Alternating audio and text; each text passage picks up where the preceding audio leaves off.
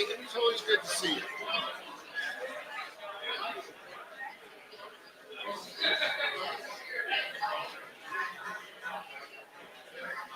Or, or you can use mine.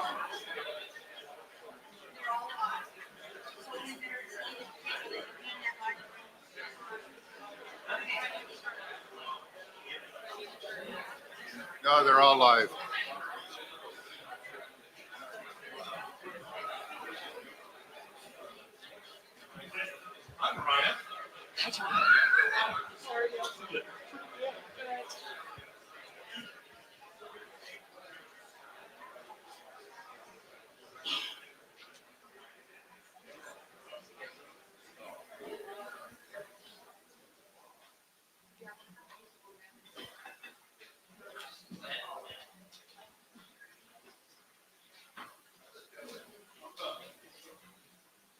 Good evening, everyone, and welcome to our Union County Candidate Forum. It's encouraging to see so many community members, friends, and neighbors here. Our goal in hosting this event is to help inform you, the voters, by having the chance to ask your candidates questions. It's encouraging to see so many of you here and looking forward to making an educated vote. If you would all stand with me as we say the Pledge of Allegiance.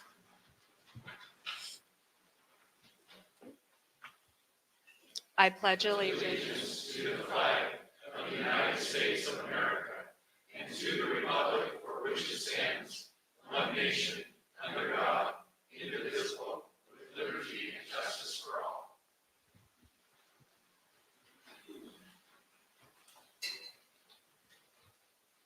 My name is Mariah Williams, and I am the president of our local Main Street Union organization. We sponsored this event in coordination with the City of Union Chamber of Commerce. We have with us tonight 14 candidates, 2 that are running for Circuit Court Judge and 1 that is running unopposed, 2 candidates for Union County Sheriff, and 9 candidates for Union County Commissioner, position number 3. Needless to say, time will be of the essence in getting through tonight. Hopefully we can get through all of this before the clock strikes midnight. We will begin the night with candidates for the Circuit County Judge position, followed by the candidates for the County Sheriff position, and ending with the Commissioner candidates. Candidates will have 2 minutes to answer each question and will be given 2 minutes at the end of the question and answer period for each position to make a closing statement. Questions that will be asked have been submitted by you, our community members, either online prior to this evening or as you walked in the door tonight. Due to the number of candidates and the time it's going to take to get through each question, we apologize if your question isn't asked tonight. Please be on the lookout for another forum we might hold in the later summer or the fall. We ask that you be respectful of the candidates and your other audience members. Please no shouting out or comments from the audience. Our moderator will be the only person asking your questions of the candidates tonight. With that, I would like to introduce our moderator for the evening, Mr. Nod Palmer. Mr. Palmer is a longtime resident of Union and Union County. He taught school in Union for 21 years, is currently president of our museum, a member of the local Lions Club, and also the Cove Union Powder Medical Association. Thank you, Nod, for being here tonight, and I will turn it over to you. Thank you very much. Let's well,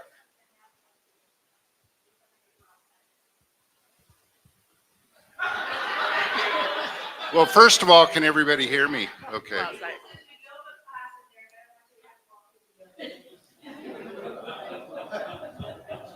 So the mics are live.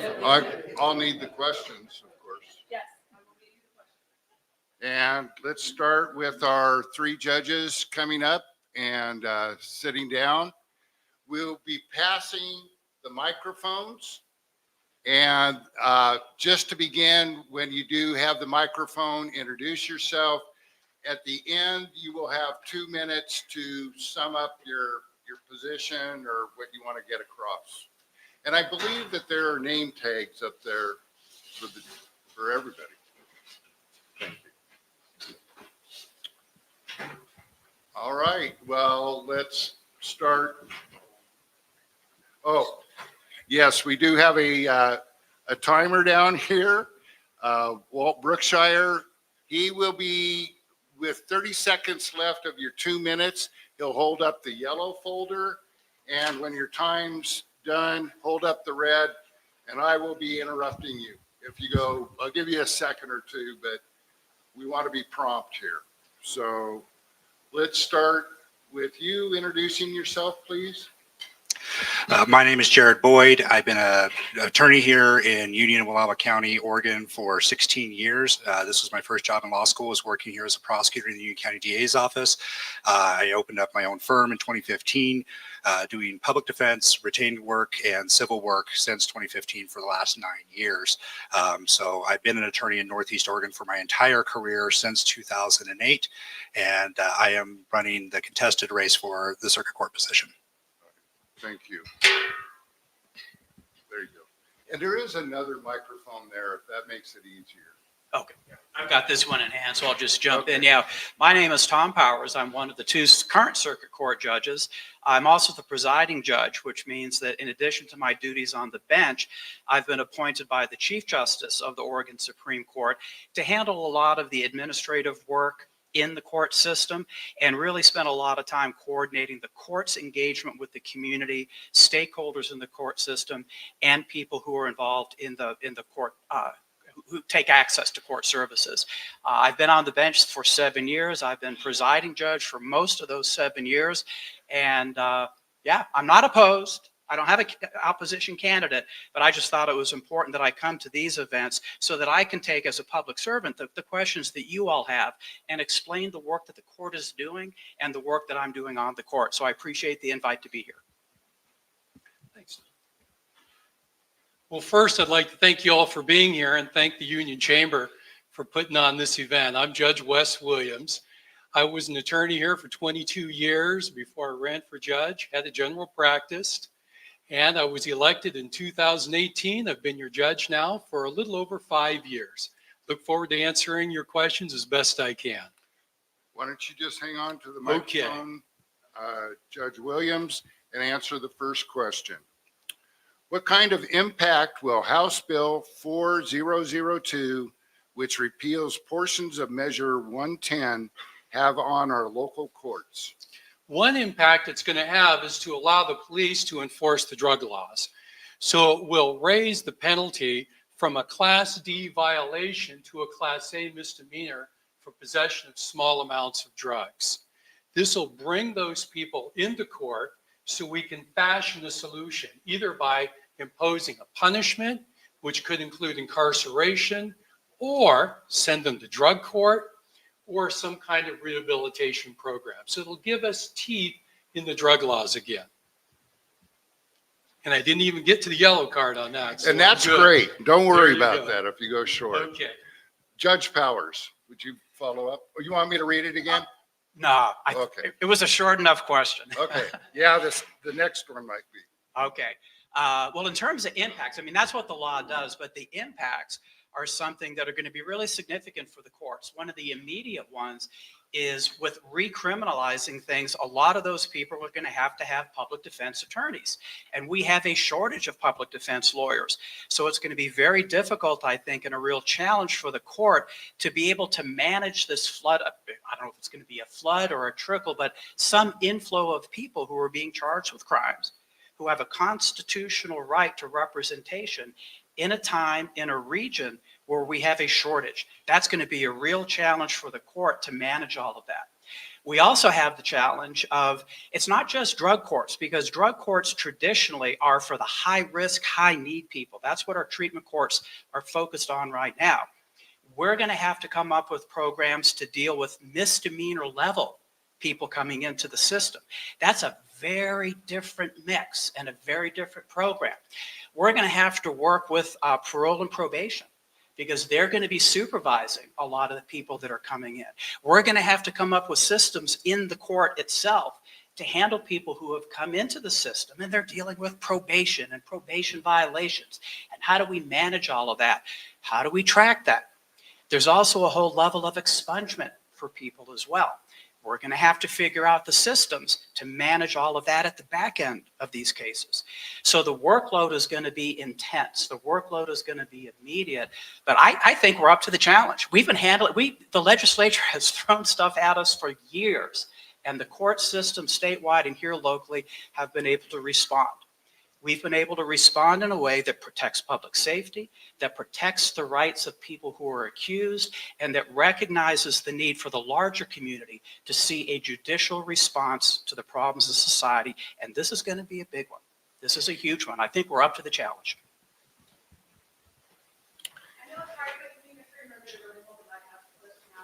All right. Guys need ice cream cones. No, seriously, like, if you're down here, that's not gonna work. Yeah. So just keep behind. I used to be a sound engineer. You think I'd know better.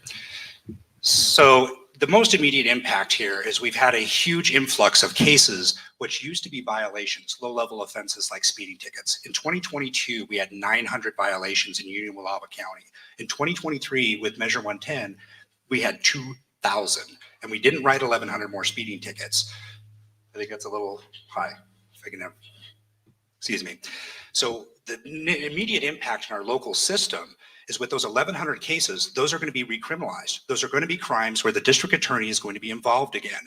And right now, for the last 4 years, the district attorney has been disqualifying Wes Williams off of every criminal case. So those violations where he could hear them are no longer going to be able to be heard. That is a ticking time bomb waiting to explode on our already burdened court system.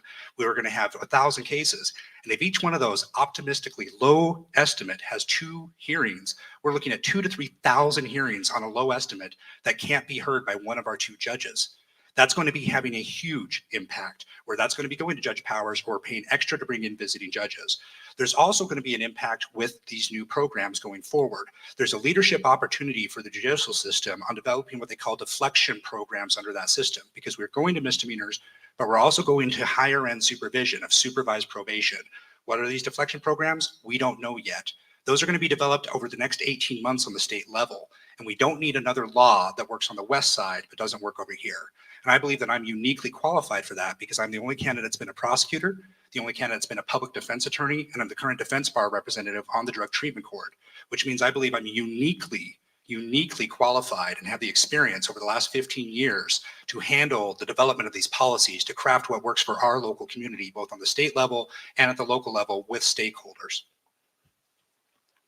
Thank you. Why don't you keep the microphone, Mr. Boyd? Here's the second question.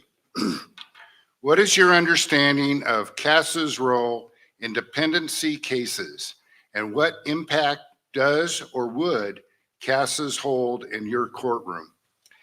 So CASA is the child advocates, and these are folks who are volunteers in our community. And as a public defender who's been handling those cases for the last 9 years, they have an important role. Frankly, when I went into public defense, initially I didn't really appreciate the role they have. But as a public defender, when I represent clients, particularly children that are older, I have to do what my clients want me to. And sometimes that's what they want, but it may not be in their best interest. But as an attorney, it's my job to represent my clients, and I don't get to insert my personal opinion. And CASAs get to operate from a best interest role. So they can speak for the children and really advocate for children who frankly aren't used to a good normal, who need a new normal, who may not know that they deserve better. And CASAs can bring that role and really advocate for these kids who may not even be able to advocate for themselves sometimes because they don't understand what their situation and how abnormal it is. So they have an absolute role. They are parties. They don't have full party rights, but they are an important role that complements the public defense role representing children and really complements the DHS role, making sure DHS is held accountable, making sure the public defense attorneys are being held accountable in representing their clients and meeting with their clients, filling in the gaps when attorneys aren't necessarily doing that, and providing adequate information so the court, where the standard is the best interest of the child, they really know what those child's actual needs are from a perspective, because guess what? As lawyers, we kind of have blinders on sometimes. We're so focused on the law.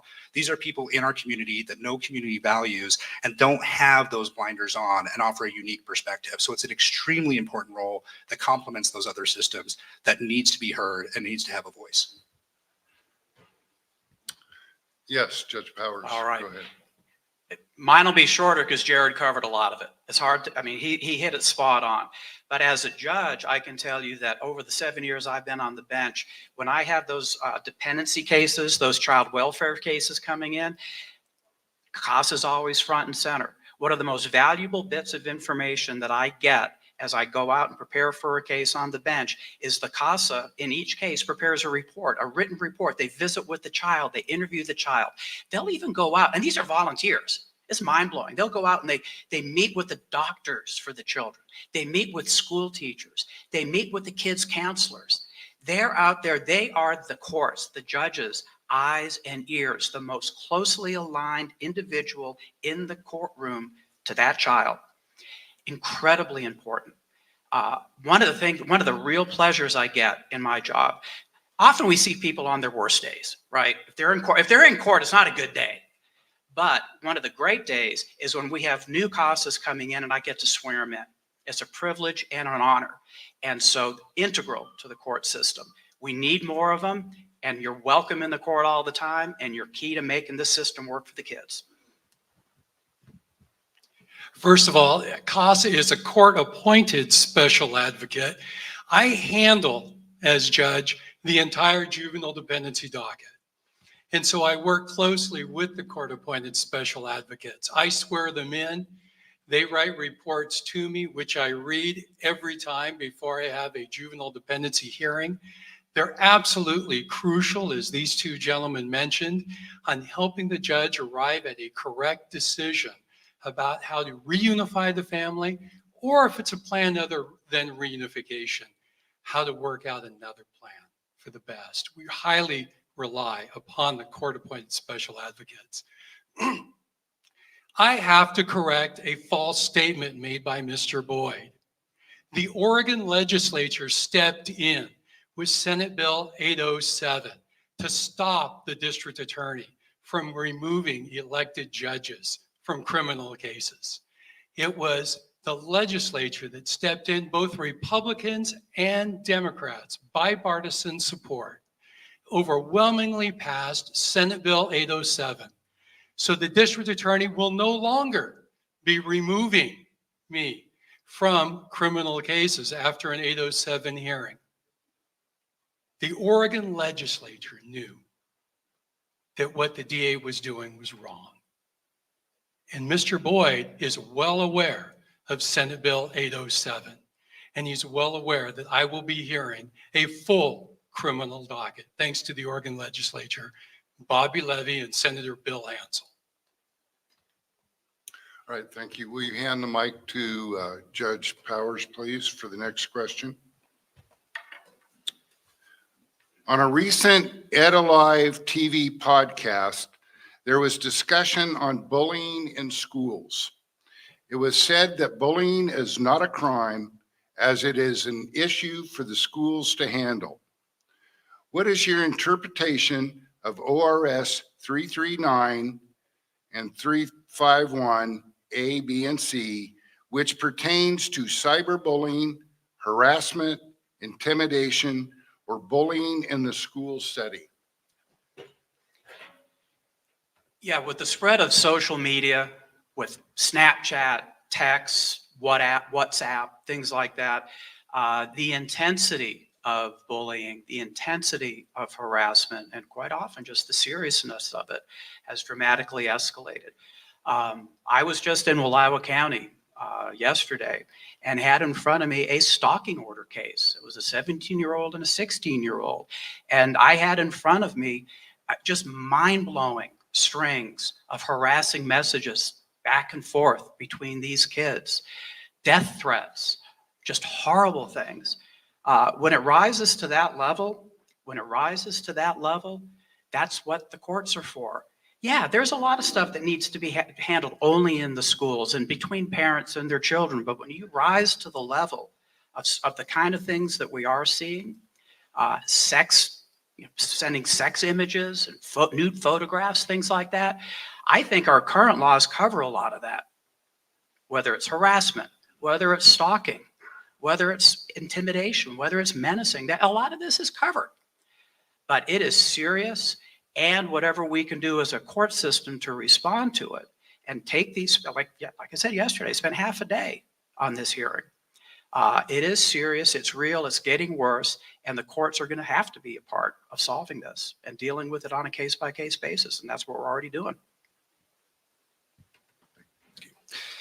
In regards to that question with the particular statutes, those ultimately are kind of things outside of the courtroom, but I disagree with the premise of that this isn't rising to the level of crimes. They often do, as just indicated. They're often following under statutes, under other chapters, and that's really where the court system is going to be directly involved. Now, the first step is going to be in those other social networks like school and at home, and frankly involving parents. But there's going to be reported issues, and where the judicial system is really going to be involved is where it gets to that point. That's where we have harassing statutes. We have crimes for distributing pictures against other people without consent, nude photos, and those often can rise. So bullying often does rise to that criminal level. The question actually more is, when do we go to the court system? When do we turn to the court system to address this versus our other social networks that need to address it kind of first? The court system is the safety net that gets everything that slips through the other cracks. But there's times for that role to step in. It's got to be reported, addressed through the court system. The judicial system specifically is going to have to address it by crafting things on what they call juvenile delinquency cases, where we're putting kids on probation once they have either admitted or been found adjudicated, like a criminal process, which is often happening. And that's where it rises to that level of crime, and we're having to address that through probation conditions and addressing it with prosecutors, defense attorneys, and ultimately the juvenile department, who monitors and really works with the school. It's like probation, but with juveniles, there's a lot more flexibility. There's a lot more control. There's a lot more cooperation with these other social networks within our community. And that's where the judge needs to be fully aware of juvenile cases and the flexibility you have on that. When I was in law school, I clerked with the Marion County District Attorney's Office in the juvenile department, prosecuted juvenile cases, and I was the primary juvenile prosecutor in the Union County DA's office. So frankly, I'm very aware of that on the prosecution side and defense side, especially going forward with modern technology.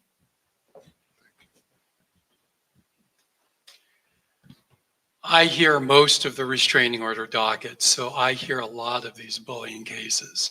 They come before me in the emergency docket almost every day, and they're heartbreaking. As a judge, it's not my role to criticize legislation. I can't do that. That's not ethical.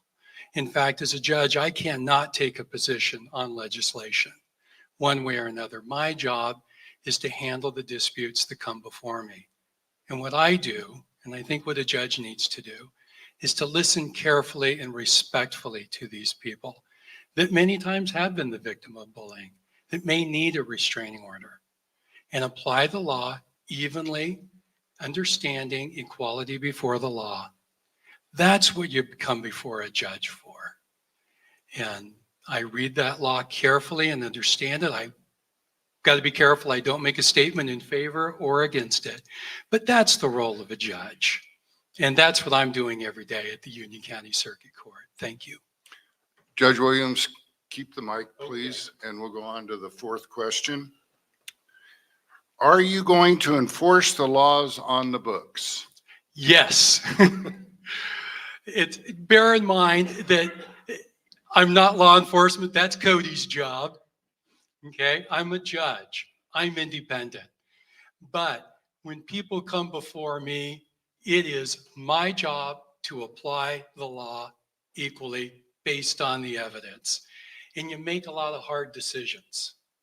You make decisions that aren't popular, but you must apply the legal rules at hand. Every time I have a contested case, someone leaves that courtroom upset. Hopefully someone leaves the courtroom feeling like justice has been done.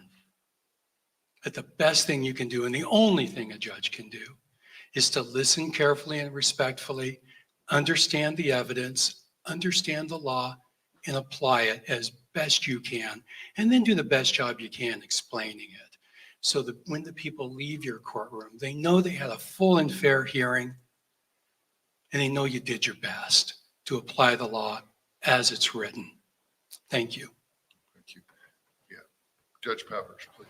I mean, what more is there to say to the question to a judge? Are you going to apply the law and enforce the law? Yeah, of course.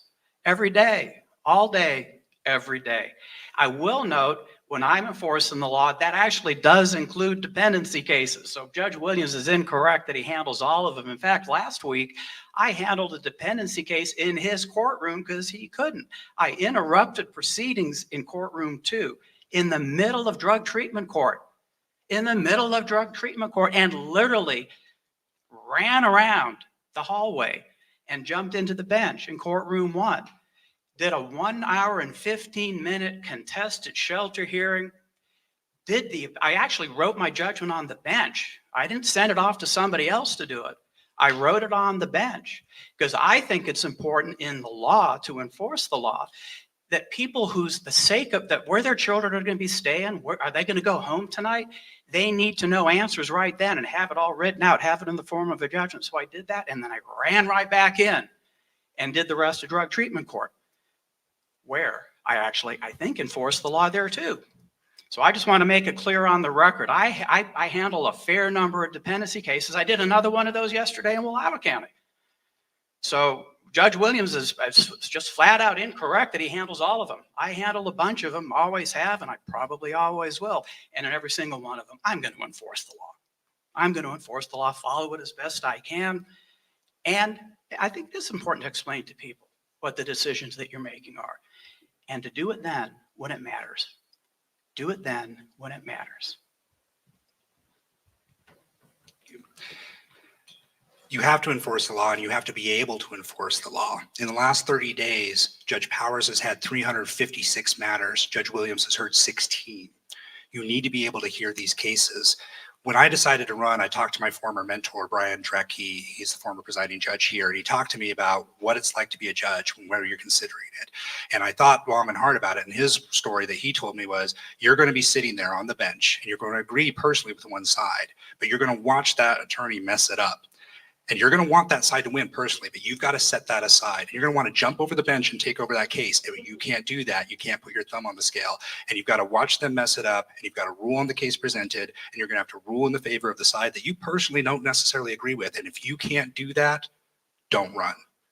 This is a job where you have to put your personal feelings aside. You can't be an advocate. You can't push your agenda. You've got to come in and look at the law, look at the facts, and make the best decision possible. Politics doesn't matter. Personal preferences don't matter. You're no longer an advocate. That's one of the reasons that here, this is a nonpartisan race. I am very proud to be nonpartisan, have been my entire life.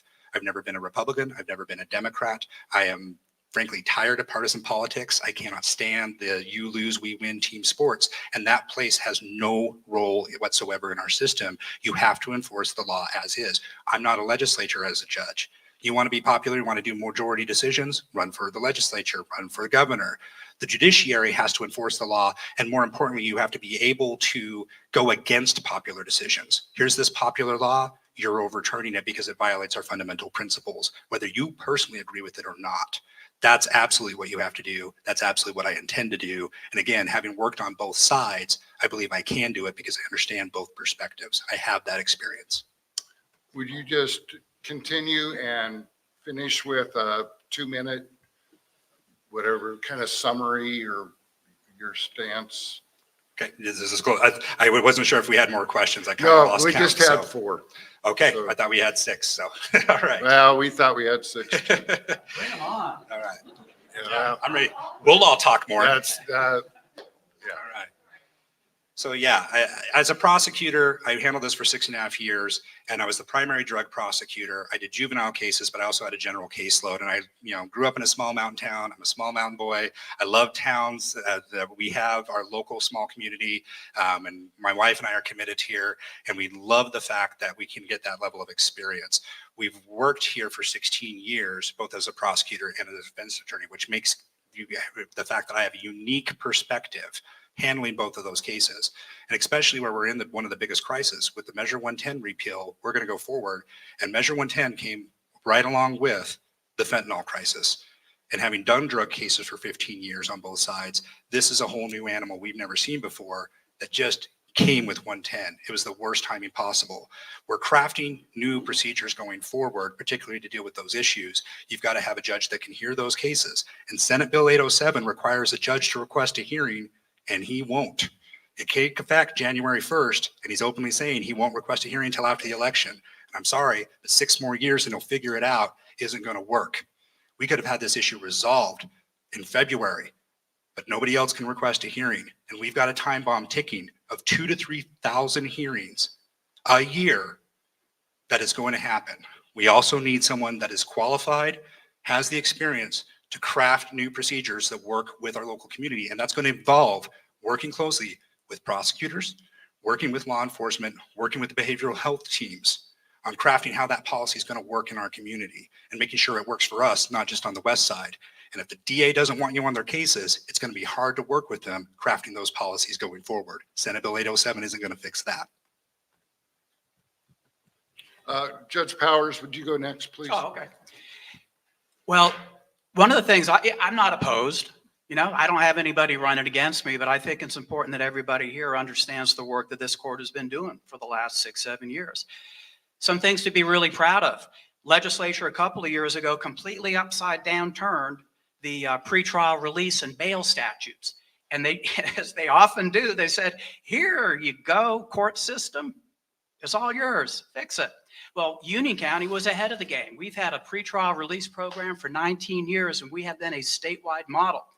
These last 2 years, we have had folks from all over Oregon, court staff, law enforcement, jail staff coming in to train with us to understand how to manage pretrial release and keep our community safe while protecting the rights of defendants. We are a national leader with court staff who are traveling around the country training other rural districts how to manage all of this. I preside over 3 specialty courts: Union County Drug Court, Wallowa County Drug Court, and Union County Behavioral Health Court. Those courts are hugely important, and they're only going to get more important. People who come out of our drug treatment court after 10 years, only 67% of them have never even been arrested again. These are the highest risk, highest need people. We work with them intensely for 18 to 24 months. We turn their lives around, they rebuild their lives, and we protect public safety because they don't reoffend. I've been managing that for 7 years. And I would love to have somebody, a partner on the bench who can do that with me. Right now, it's just me, okay?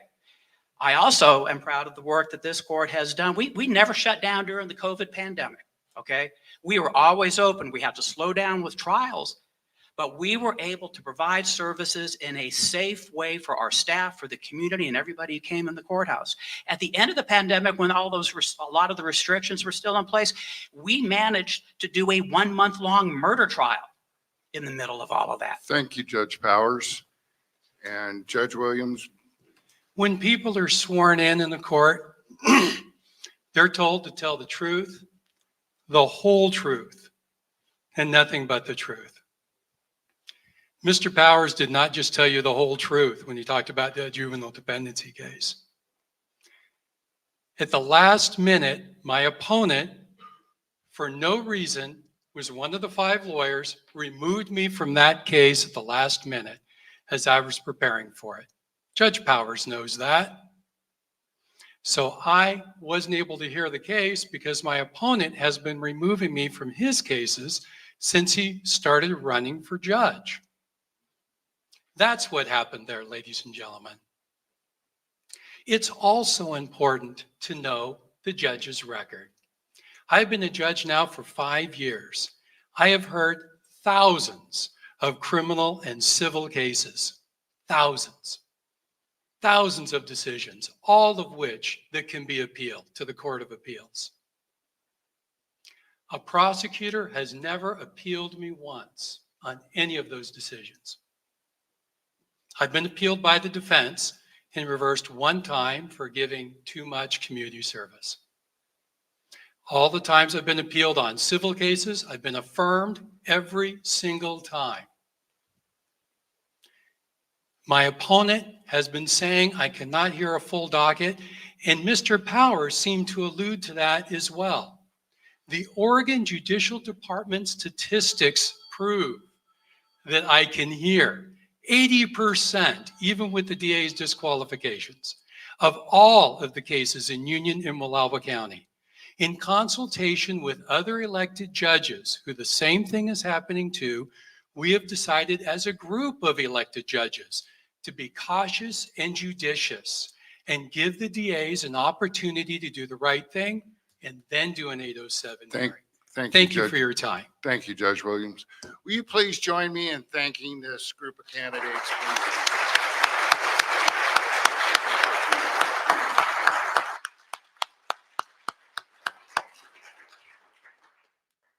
If our two sheriff candidates would come up to the stage, please.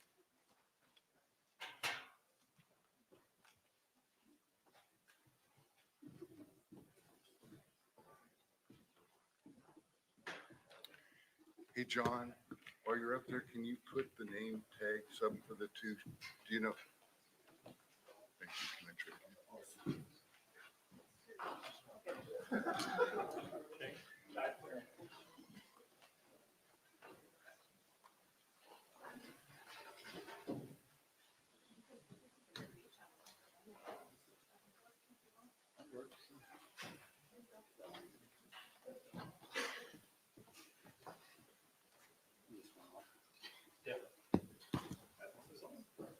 Sheriff Bowen, why don't we start with you introducing yourself, please?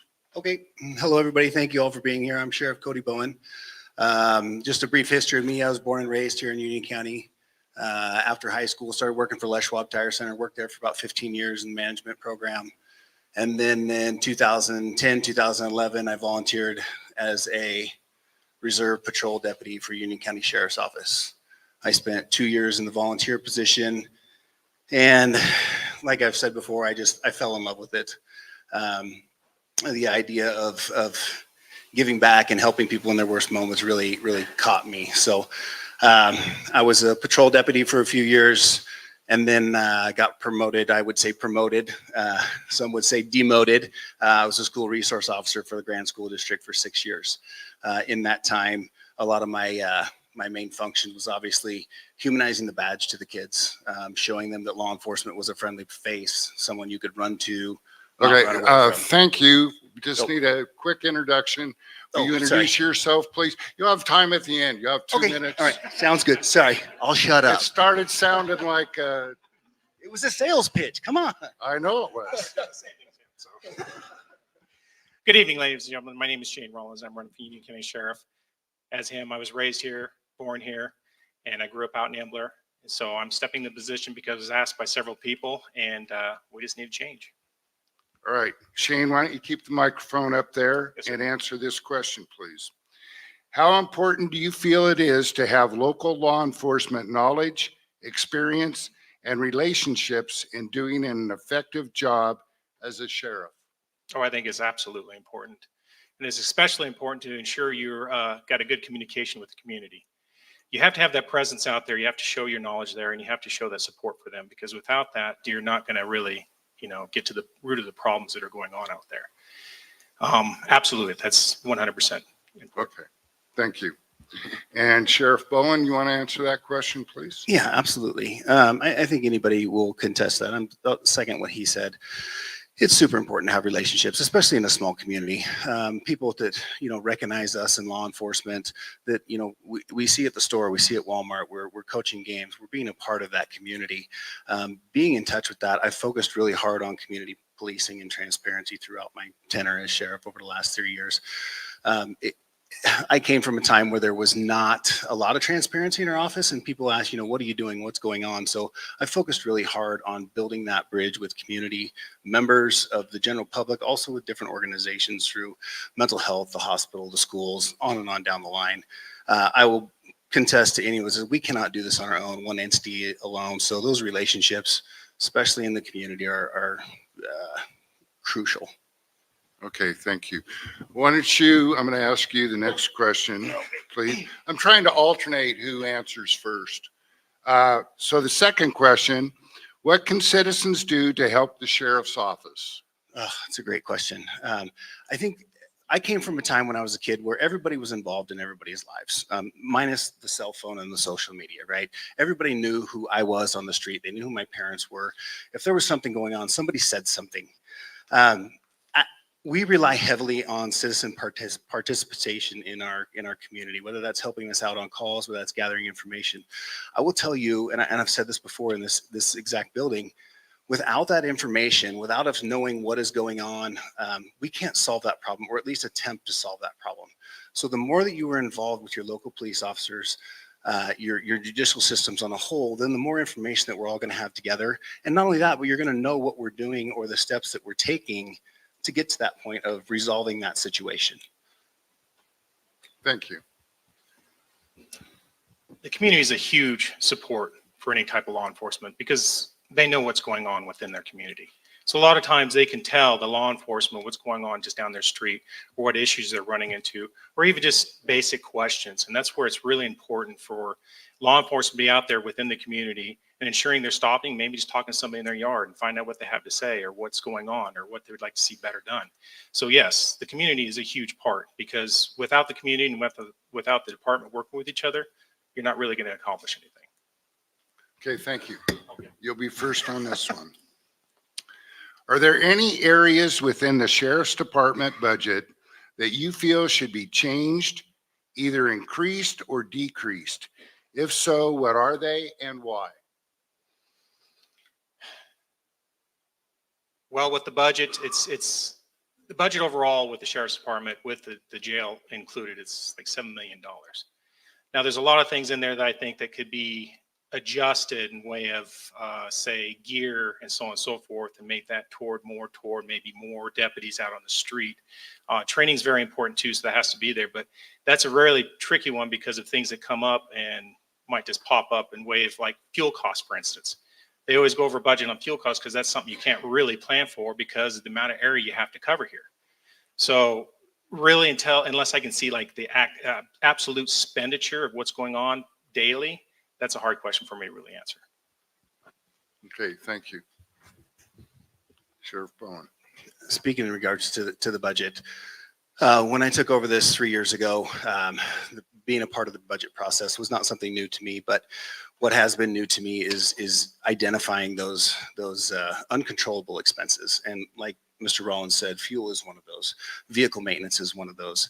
Payroll can be one of those, depending on the case. I would say that being under budget for the last 3 years in my tenure of sheriff I'm proud of that, because it takes a lot, and it is a little over $5 million for our budget annually between the patrol and jail. And in that, if I were to ask for one thing specifically, it would be staff, because I firmly believe that staff results in presence. Presence in the community results in lower crime rates. People see us, they tend to, I'm sure all of you can test, when a police officer's behind you, you let off the gas pedal a little. You stop completely at the stop sign. I know when a cop pulls behind me, I get shaky and say, it's crazy, I know, but staffing is a big one. What's important to know about staffing is that the sheriff's office is responsible by ORS for our jail, our civil services, our search and rescue. Patrol is an added benefit that the sheriff's office has contributed to this county. And the county right now pays for approximately 6 to 7 of those, say 15 patrol positions that I have. The rest of those positions are funded through grants and excuse me, through contracts through our outlying areas and our school resource officer contract. So budgeting is a tough question. If there's one thing that I could have more, it would definitely be more money for staff. All right, thank you. Sheriff Bowen, next question's for you. What certifications does the Oregon Department of Public Safety Standards and Training require, and what certifications do you currently hold? Oh, Please. I thought you said Sheriff Rollins. I was out of it there. Oh, goodness. Okay. So in order to be in law enforcement, you have to go through Oregon. You have to be hired on through a law enforcement facility. And then you are sent to Oregon Department of Public Safety and Standards. You have to complete the 16-week program, which is everything from basic law enforcement, basic law, to procedural law, to how to shoot a gun, to how to drive a car. You have to graduate that with I believe it's a 70% or more. And then when you get back, you have to go through a field training program. And each office has field training officers that basically ride side by side with that new recruit and sign off and say, yes, they can achieve this, or no, they're not sufficient in this task. Once you complete that and graduate that, then you get put out on your own. And then from there on out, Oregon has the strictest requirements on maintaining certifications throughout several states, a lot of our adjoining states as well. So it's very high standards as far as training goes. As far as certificates, I have let more certificates expire than I have, as far as being certified instructors in less lethal gas munitions, car seat technician, all kinds of stuff. And I don't have them in front of me. I couldn't name them off. But as far as that goes, and then once, of course, elected as sheriff, I have certificates that I have to maintain with firearms, defensive tactics. Any law enforcement has to do that. But it seems like every month we have a different training coming through. So. Okay, thank you. Would you? Repeat the question, please. Yes. What certifications does the Oregon Department of Public Safety and Standards and Training require? And what certifications do you currently hold? Okay. Well, he pretty much leveled it out of what's needed for the state of Oregon, but currently I do not have certifications through the state of Oregon. My certification all came from the federal government. I went through a 16-week course, just like what the Oregon requires, but it's no different than any other profession. Say, for instance, teachers. If they go from one state to another, they have to be certified in that new state in order to practice their, ability to teach in that state. It's the same thing with the law enforcement profession. If a law enforcement officer wants to go to another state, they have to be certified within that state too. That's what I'm falling into right now. My certification through the federal government does not carry into the state of Oregon because they want their own certification done through their program. And that's what I will end up doing if I'm elected as sheriff. And that's the 16 weeks, and then I can hit the ground running. Okay, thank you. I'm going to ask you the next question too. Yes. What changes would you be willing to implement to support the rural areas of our county with coverage for trespasses, restraining orders, and other general property and security issues? It really just comes down to presence. Just getting deputies out there on the road, showing their presence and actually working the reports, writing up citations, ensuring that people are understanding that we're not going to stand by with all this illegal activity going on anymore. That has to be done. The presence has to be out there. Now, I know there's a challenge with the employees that you have within the department and with the budgeting, but there's ways to get around that with grants and everything else. But no, that's absolutely important. And that's the thing I would change, is make sure that we have that presence out there. We're doing the patrols and we're supporting the community. Okay, thank you. Sheriff Bowen? Would you mind repeating that one more time? I wouldn't mind at all. What changes would you be willing to implement to support the rural areas of our county with coverage for trespasses, restraining orders, and other general property and security issues? Well, like I said before, and I'll echo what he said as far as presence. The more presence we have, the better. So if we can somehow find additional funding through grant writing, we have several grant writers within the organization that are constantly going after grants. And like I said, several of our positions are covered by grants as it is right now. In fact, the union law enforcement, when that contract first came through, that was a collaboration between union and the sheriff's office and a state grant to make that position happen. I will tell you that other than presence, I don't know if I would change a whole lot. I'm very proud of the service that we provide. I'm proud of the deputies that are out there. They're very highly trained. They're all members of this community. And I would die on this platform right here and stand by their side because I believe in what they do and I believe in the service that they provide. All right, thank you. Last question from the audience, and I'll let you field it first. As Union County Sheriff, would you be willing to add select city ordinance enforcement into individual city law enforcement contracts depending upon the needs of the city? Yeah, so that's been a hot topic.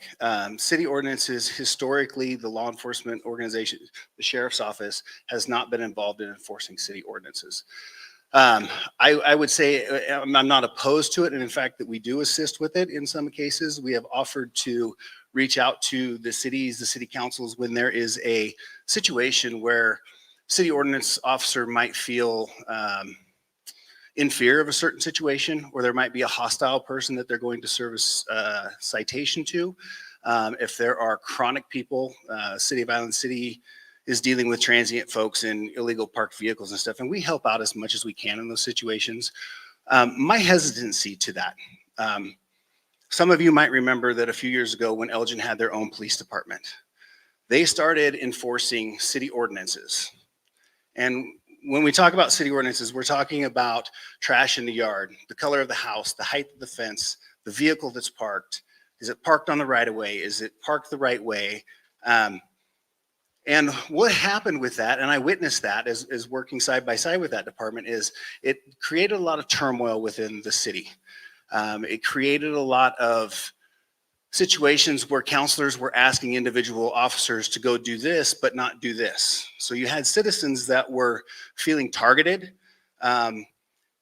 When it comes to city ordinances, I will be more than willing and continue to be more than willing to help out in the best way that we can. As far as taking on the role of enforcing each individual city ordinances, I don't have the staffing, nor do I have the time, nor do I have the interest. Okay, thank you. The city ordinances, what really comes down to that is a jurisdiction issue. So you have the sheriff's office who supports and defends all the ordinances underneath Union County. Now, when the city comes up with their own ordinances, that's based only on that city, and the sheriff's department cannot back that. So that's a really muddy area to get into. Now, if the cities could all get on the board together and implement something underneath county ordinances, then the sheriff's department can actually back and support them. Now, if they get into a situation, like you said, an unruly person where they're trying to give an ordinance to, the judge who's overseeing these ordinances, if he puts out a warrant for the arrest of that individual, then the sheriff can step in and help.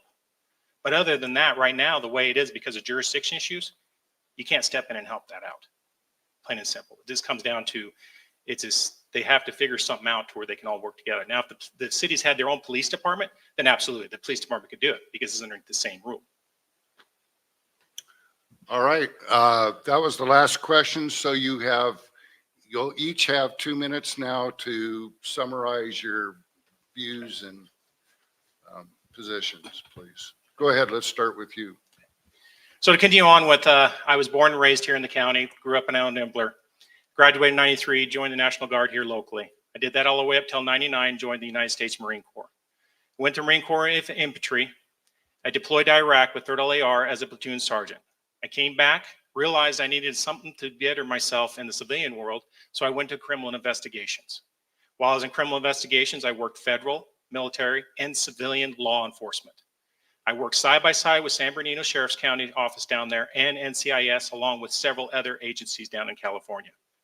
Then I moved over into a military police due to promotion reasons, where I was a watch commander with 20 Marines under my watch, where we were solely responsible for the security and safety of the bases, all the entry and exit points.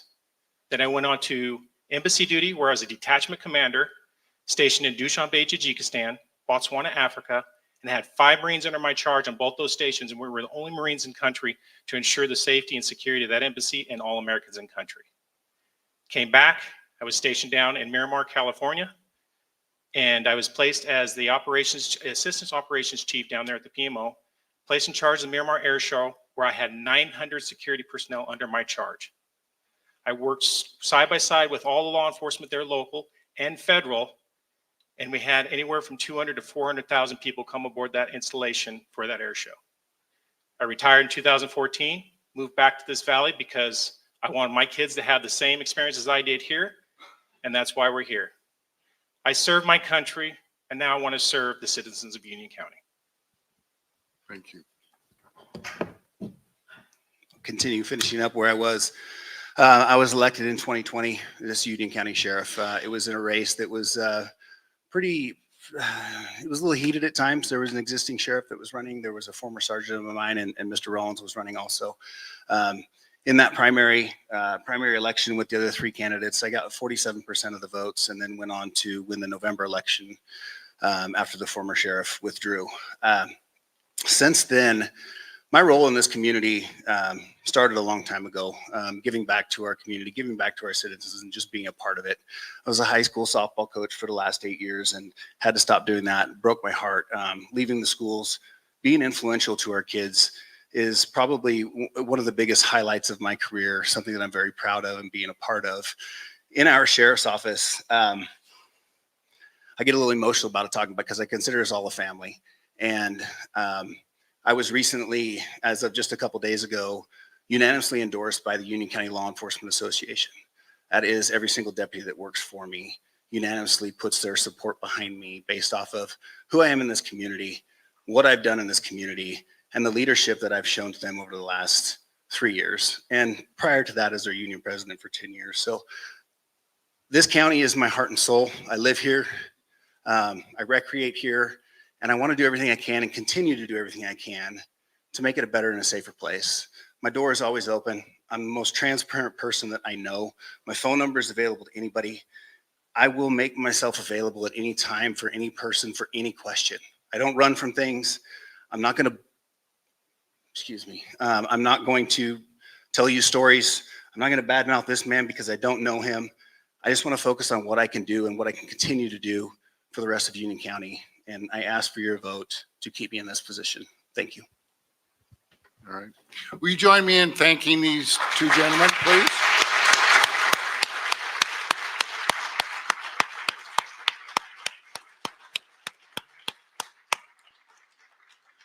All right. I think it's going to take a minute or so to get the 9 county commissioner candidates up there and get their name tags next to themselves, and we'll get this going.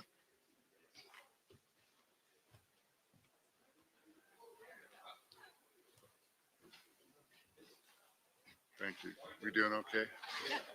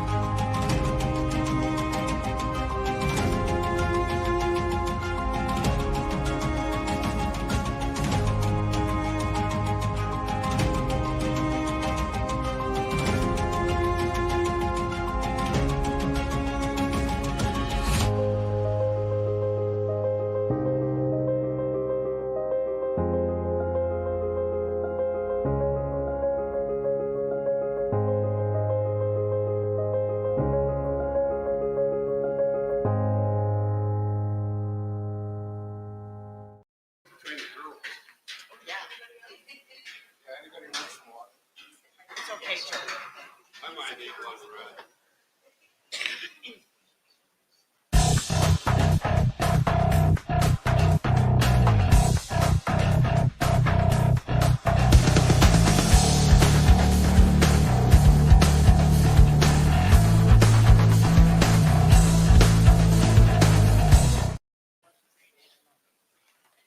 Would you mind starting the introductions? And let's just try to keep it to, 30 seconds or something, Oh, come on. or less. Hi, my name's Robin Church. Thank you for inviting me here today. I hope I can answer all the questions and have your support for County Commissioner. My name is John Coote. I've been here for 45 years, I think. I've never had any political aspirations, but I'm one of those kind of guys that's always felt like we're reacting more than we're being proactive. So I felt like it's time to get in there and make a difference. Hi, I'm Kathleen Cathy, and this is kind of like coming home a little bit because some of my high school classmates are here and I went to school in this town. So I work for Senator Wyden. I cover 11 Eastern Oregon counties, which is a lot of work. And I would love to come home and do some work here in Union County, and I'd ask for your vote. Thank you. Hi, I'm Brent Clapp, and I have been here for 27 years.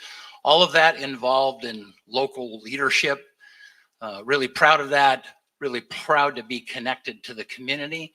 I'm not in a place where I'm having to catch up and find out what's going on with everybody.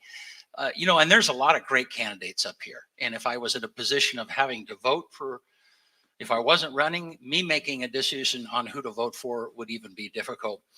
But tonight I'm here to tell you about why I'm the best one for this race. And so you excuse me if I'm bold. Yeah.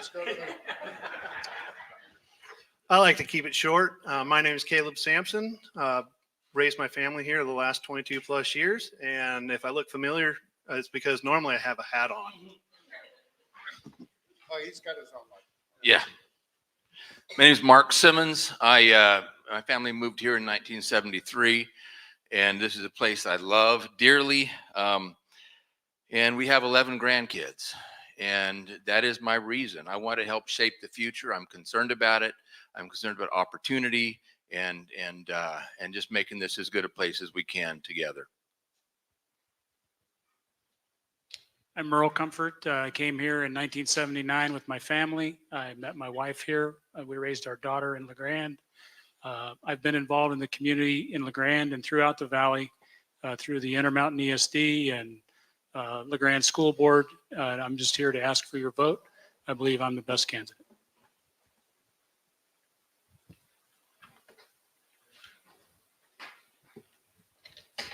Hello, I'm Brian Sather. I've lived here for 22 years. I'm a professor of physical education and sport, and I'm a big proponent of recreation. I've lived in a few different places around the country and also in other parts of Oregon, and I'd appreciate your vote.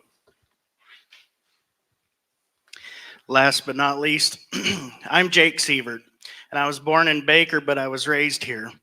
Went through high school here, graduated college here. So I have a deep root of ties to this community, and I just want to carry on that tradition to ensure the future of this community. And yeah, there we go. Hang on to that microphone. That's what I was because waiting for. You will be first. The first question. Oh, this is a good one. What is your opinion on the Greater Idaho movement? Let's just call out the white elephant in the room. In all seriousness, at first when I heard about the Great Idaho border move, you know, in the back of my mind, I thought, we just can't. When things are not going right in your home or your marriage, do you pick up and walk away? When things are not going right in your city, do you move cities? Or in your neighborhood, do you sell your house to move to a different neighborhood? I honestly believe that we as a community can get together and change the way the rest of Oregon is. I honestly believe we have the support. I don't think we're a minority. So with that, it's a protest movement, in my opinion. Even if it went that far, I would have to say I don't think it would quite get passed by the federal government. So that is kind of my stance on the Greater Idaho movement. Okay, thank you. Yeah, we'll just continue down the row here. Well, I think we have a lot of control over our own county border. It's kind of a weird, jagged border. Looked like it's drawn by an Etch-a-Sketch, but I think we've got a lot of control within the county that there is no need. And I'm a former resident of Idaho, and I can tell you undoubtedly that the grass is not greener on the other side of the river. And so that's kind of how I feel about that. But I did vote in favor of the commissioners discussing it yearly. I think it's a good thing to have open discussions. So I'm open-minded about something like that. And that's where I'm at on that issue currently. I agree with pieces of both of the people that have spoken first. It is something that we'll continue to do and discuss. I have a hard time believing that the federal government would allow it to happen. Or I was involved in when the Intermountain ESD was formed, Union Baker ESD became part of Umatilla Morrow. There were a lot of things that had to happen in order for that to happen. And one was the tax base was different in both regions. So I just see that there's a lot of hoops to jump through in order for this to ever happen. And I think that we can take care of our own problems here. Thank you, Merle. Two things that I really want to say.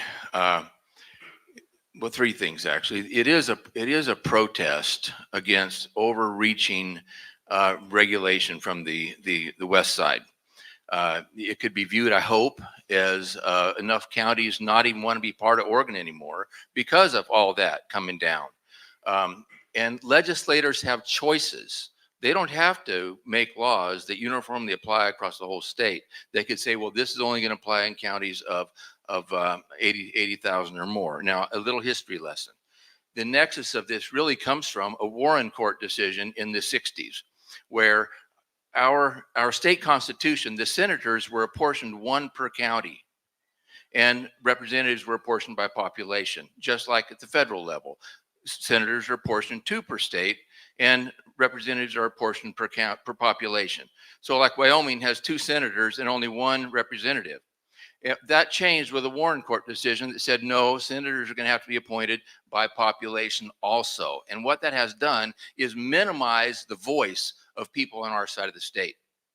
So we are living under almost a tyrannical imposure of what they think. And you know, Benjamin Franklin said, tyranny is two wolves and a lamb negotiating of what they're going to have for dinner. And liberty and freedom in a republic is the lamb being armed and putting up a resistance. Thank you. You're going to hear a lot of people up here saying the same things over and over again. But that shows that we do care about this community. And when that did come up, at first you're like, oh, that sounds like a great idea. But when you actually start looking into it, you have to really dive in. Is it going to be feasible? Can we do it? Federal government is not probably going to let us, even if we wanted it. But the thing is, the commissioners have to listen to the people. If the people brought it to us, we would support it. It's a great group of candidates, and I love all the opinions.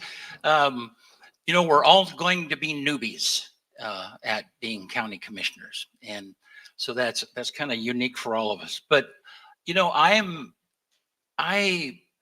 as frustrated as anybody else is about the non-representation that we have, being left out from things and feeling alienated. I understand that. But you know, Idaho, you pay sales taxes. I mean, these are some of the things that I think about. I think we have to think about this. You know, if we could flip a switch tomorrow, would we want to pay sales tax? Would we want to deal with a lower minimum wage? You know, there are people who live in Idaho who come to Oregon because the wages are higher. And so I think that there's some good things, but at the end of the day, what we see is that any major metropolitan area is becoming more liberal. And so Boise is becoming more liberal. So I guess the question is, do we want to trade Salem for Boise? Because at some point that would be what we would be dealing with. I think we just need to vote. We need to vote. Robin will tell you here in a bit that the reason that some of the critical elections were lost 2 years ago were because people didn't show up to vote.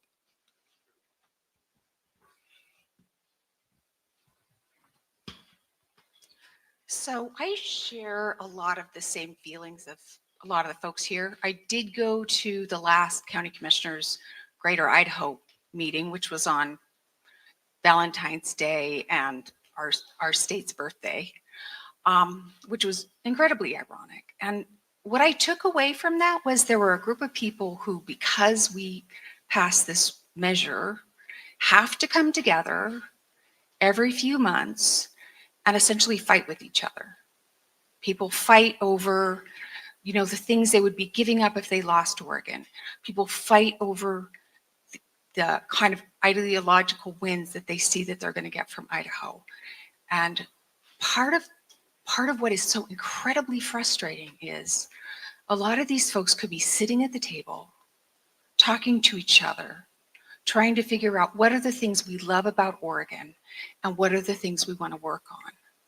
And I talked to one of the Greater Idaho proponents last time, and he was like, I love Oregon, I love Oregon. And he said, you know that lady who was talking for keeping the border where it is? He goes, I'd really like to talk to her. You know, she was pretty smart. I liked what she had to say. So I guess water rights, healthcare, there's a whole lot of things that I think would be huge, huge burdens for Oregonians if we were to lose our state. And I think people should be really deliberate and think about that. But the first thing we need to do is start working with each other, connecting with each other, looking for resources, looking for ways to help each other. Well, I don't want to be redundant, but they pretty well hit on most of it. It's not just drawing a line on a map. It's extremely complicated. You have two different systems. Idaho has sales tax, income tax. They have a comparable property tax structure. What are we really going to be getting? And the other part of it is the Union County budget is $61 million annually, and $24 million comes from other sources other than our property taxes. And I believe about 12 to 13 million comes in some form of state money, which that is a problem because most of the times there's strings attached. And a lot of times there's chains attached to that money. And the only reason you can get it is you use it for specific things that are dictated to you by the state. As a county commissioner, you're a lobbyist for your citizens. Your job is to go down there and beat on doors and pound on tables and make sure your people are represented. I think, basically, it's my opinion, we've been out lobbied. Special interests are more predominant down there because there's more people and more money. And we need to be vocal about our opposition to some of these things. And we need to be able to sit down with the powers to be, the governor, no matter what side of the fence she's on, and make her understand the difficulties that we have conforming to their programs. And I don't know any other way to approach it, but if the people want it and they understand all of it and they vote unanimously to do it, as long as they're well informed and they understand the ramifications, and that's what they want to do, fine. That's why we live in a democracy.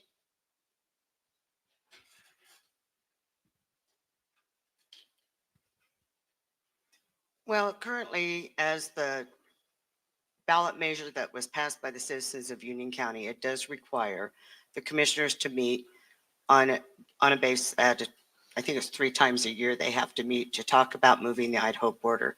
And I do understand the frustration that people have with how they feel that we don't benefit from a lot of the laws that are passed.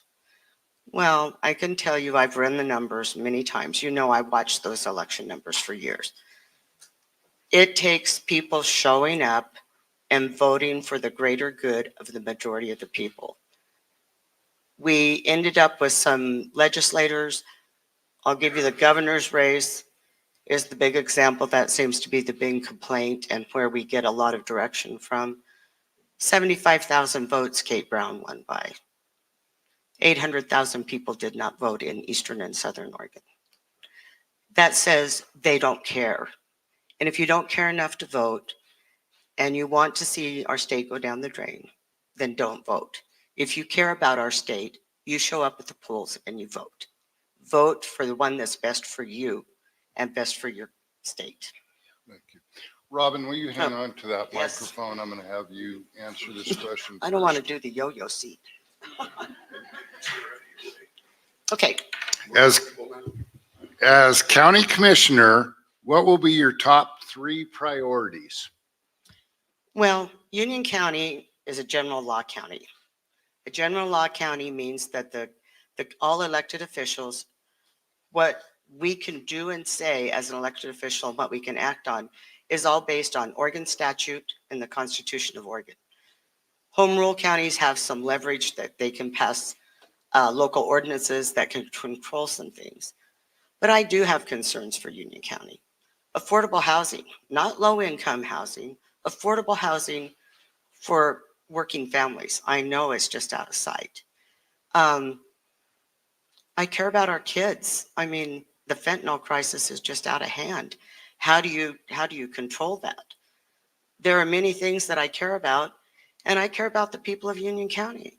I'm running because I was asked to run by citizens of Union County, some of who I didn't even know took the time to call me at home and say, would you please run?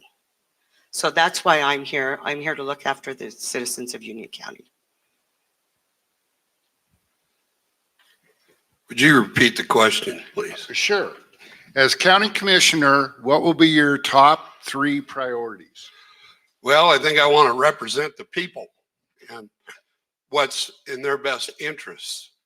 The other part of it is when you start looking at a $61 million budget for a county with 26,000 people, that's an overwhelming task right there. And you're charged with that. The budget committee, Shelley Burgess has done a wonderful job for years and years. But if you open up that orange book that he's got, pardon my reach, you just be amazed that there's 47 departments that get money to operate on. And the county commissioners are responsible, inevitably, to make sure that budget is cleared right. And I agree with your point about the children. The average home, according to the census, 2020 census, the average home in Union County is $243,000. That's the median price. That's a pretty hard hill to climb. And the average payment with all costs is over $1,400. When you're in an environment with limited opportunities for employment, and albeit we have some great employers, it gets tough to make that work. I don't know the answer, but I do think that growth is good. I don't want to be Meridian, Idaho, tell you that right now. They had an influx of over 80,000 people in just a short period of time. And that's not going to work for us. And I think the safety and security of our citizens is extremely important. And law enforcement needs to step up and be aggressive in the drug situation. And I've had experience. And I've been told we don't have the money, we don't have the resources. It's tough to build a case. What they're saying is we can't do our job. Well, if you can't do your job, go somewhere else.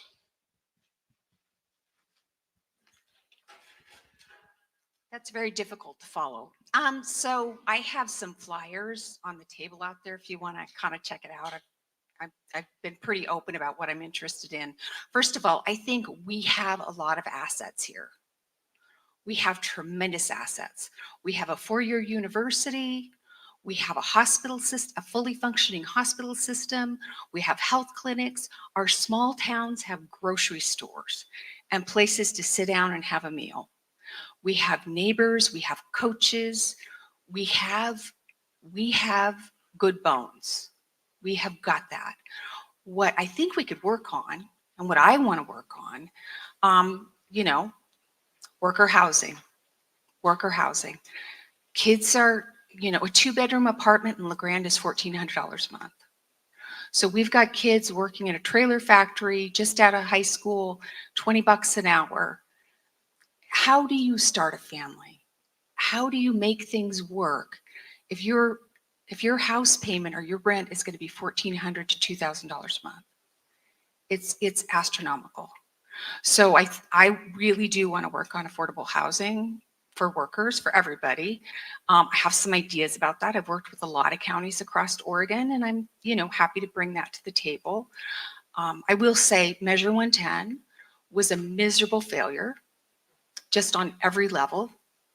We have seen such a growth in all kinds of crimes. Oops, I have one more thing.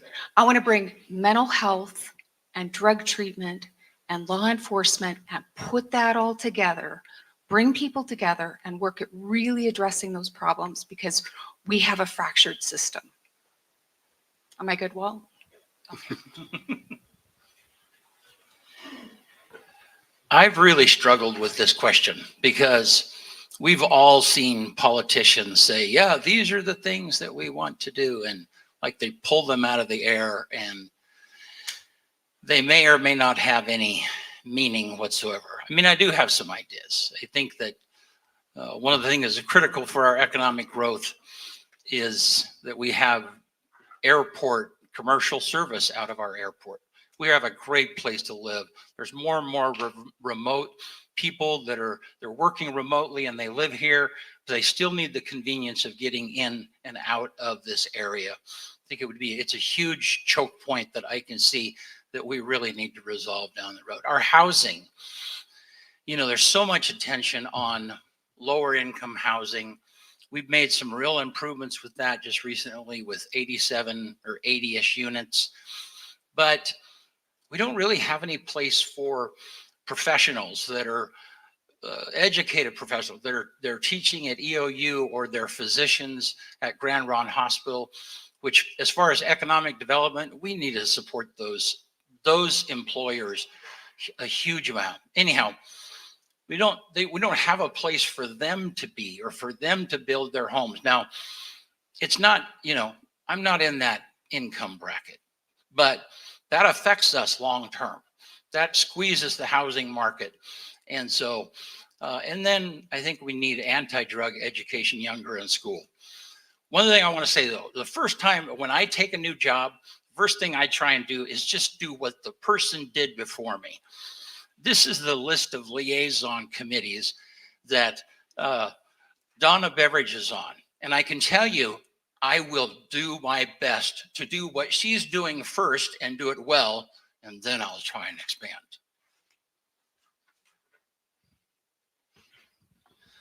It's really simple. We're all saying a lot of the same things. We know it's housing. We know it's drug use, mental health, safety. I have worked with the Sheriff's Department through volunteering through Union County Search and Rescue. I've been on the Chamber of Commerce board, served as the board chairman of the board. I will continue to work with small businesses. One of my passions is local businesses. Keeping our dollars in town helps the rest of the community. Now, is that going to solve our housing? No, but it can help. If we keep our dollars in here, we hire good people, can pay a little more, we can hopefully ease the pain of the cost of housing. In our abbreviated opening statements, I talked about having 11 grandkids and wanting to help shape the future. Good families make for solid communities, and solid communities make for good towns, and good towns make for good counties. And those families need hope, and they need opportunity.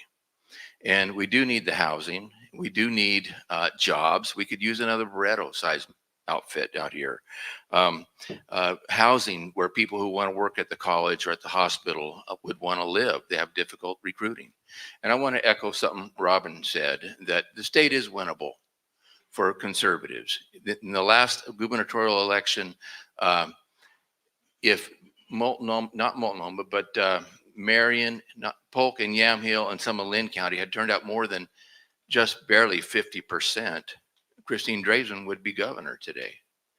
And, conservatives have been bringing a knife to a gunfight, and we need to be out harvesting ballots, right along with others and who have a different vision for our future. So I didn't even run out of time.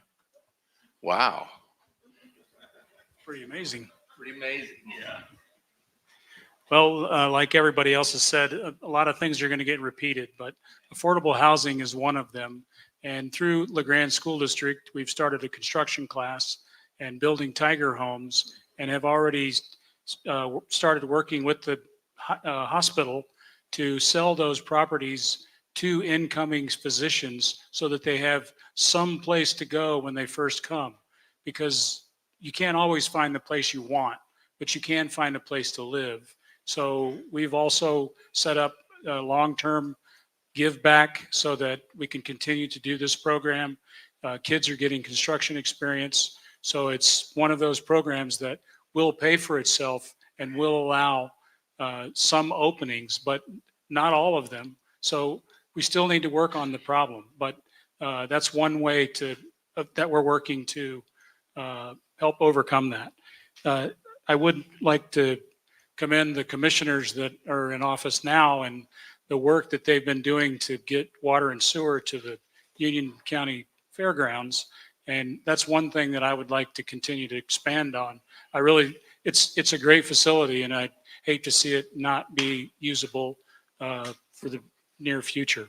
And Sheriff Bowen and I have been friends for a long time, but public safety is always something that's going to be important to me. And I think that through the drug laws and things like that, that we can continue to make our community a safe and peaceful place to live.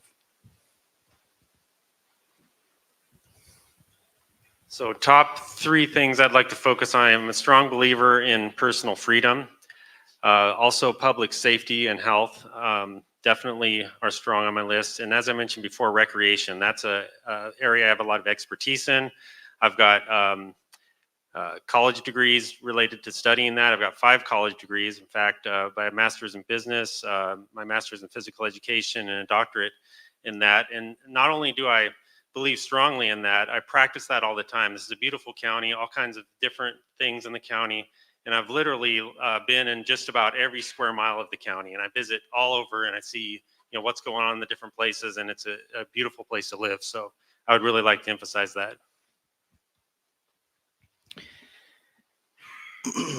I guess probably just carry on the tradition of representing Union County as our voice locally and statewide on state issues. And when I say our voice, I mean every one of us here in Union County, because that as a commissioner, we represent all.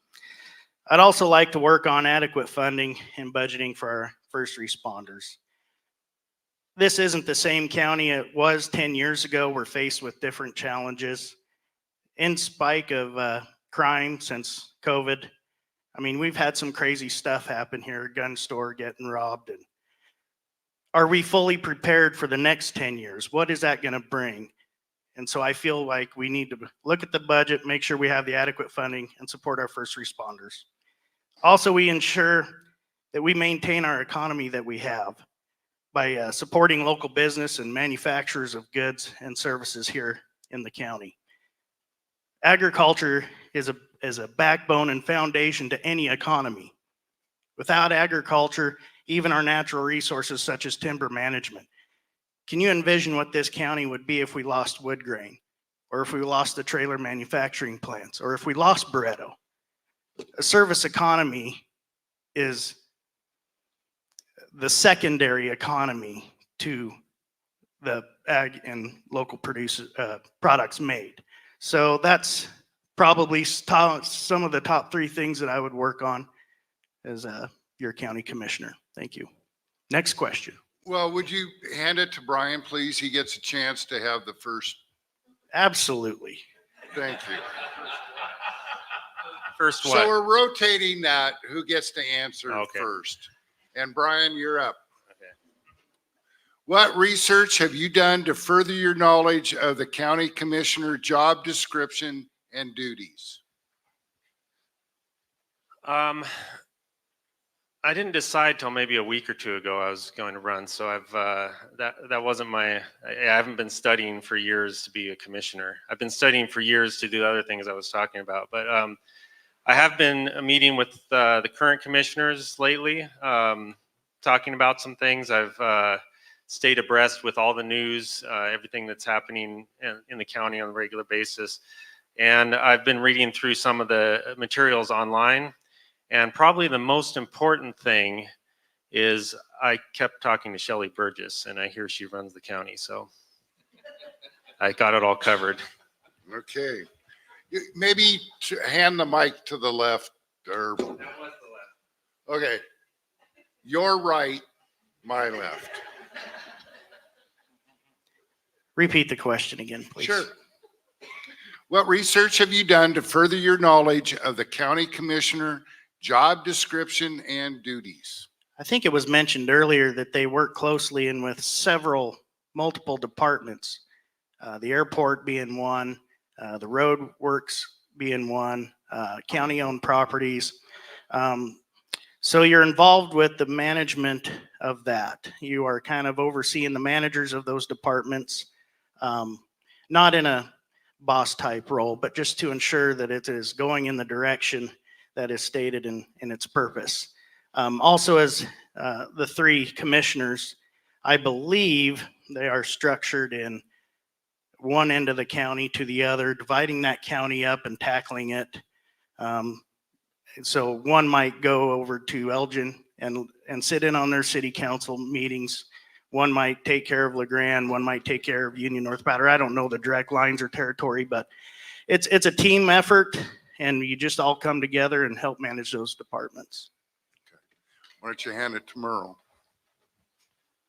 I have studied the website. I don't know how extensively. I've looked at each of the commissioners' responsibilities and the liaison areas.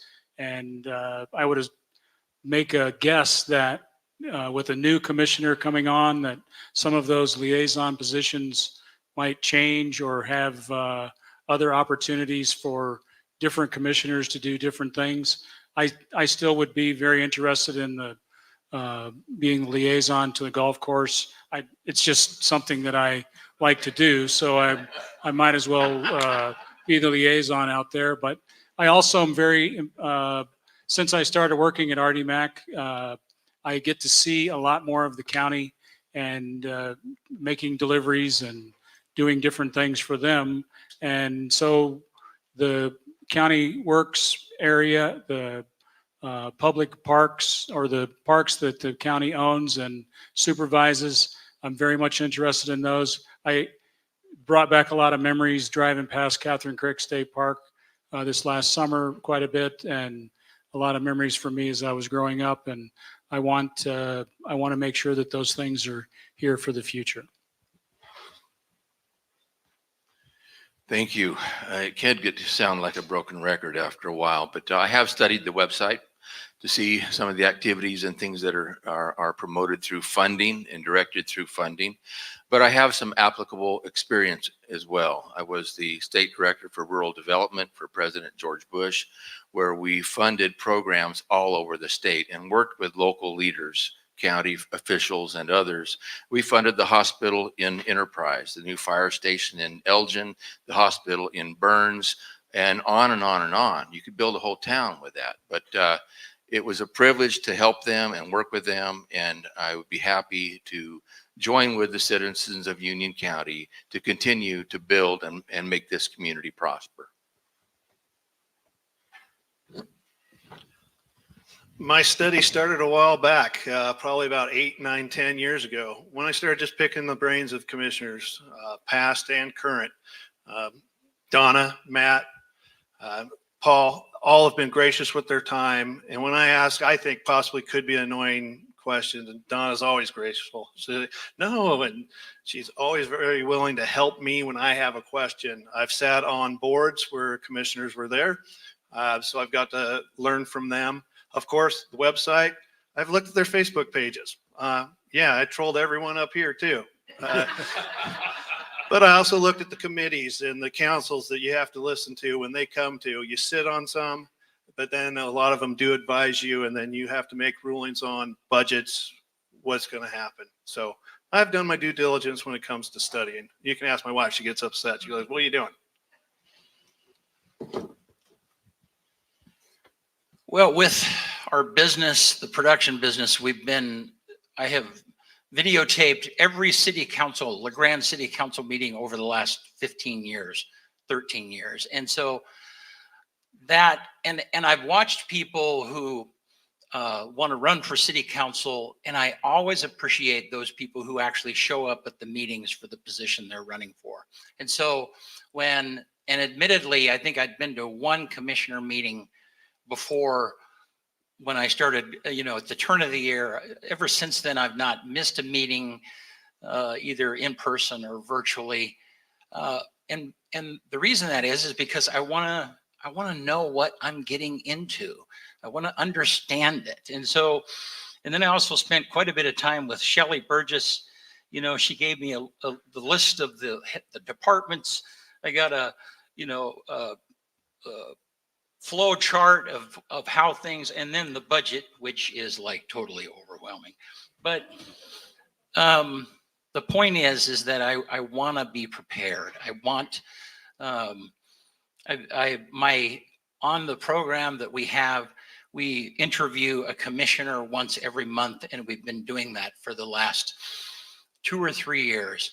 And that has led to some super great conversations with our current commissioners on the air and then off the air also. And I got to say, I really appreciate them. I appreciate the jobs that they've been doing. And I'm a little overwhelmed at the thought of doing it, but I'm preparing for the job.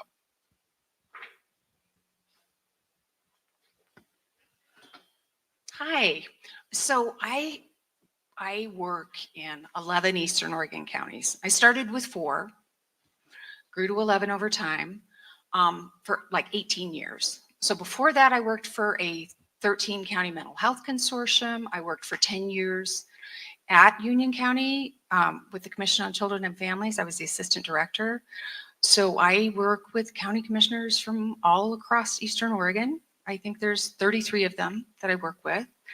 And we work together and solve problems. When there's an issue with a wastewater permit, when there's an issue with a community, with an irrigation project, all of the, just kind of minutia kind of stuff. And then since when I had planned to run for a while, I couldn't announce until after Senator Wyden had his town hall, because I'm not gonna, that would be weird and bad, and I'm not gonna mix up my business. So as soon as I was able to formally announce, I called all 3 of the county commissioners to give them a heads up so they knew, so I could get their advice, pick their brains, understand where they're coming from. And I show up for every county commissioner meeting that I'm available for. I showed up for the Greater Idaho meeting. I showed up for the last couple county commission meetings, for Donna's place-based water meeting yesterday afternoon. So, when I do, and I've met with several department heads. So, yeah, when I've learned over the last, I don't know, however many years, decades in public service, that you don't go small. That when you want to really know a job, you jump in and you figure it out. And fortunately, the county, Donna's amazing. Donna is just amazing and deserves like a huge round of applause for her amazingness. But all of the county commissioners are so friendly and so helpful and so interested in helping us understand and what we're getting into and what's important. All right, thank you.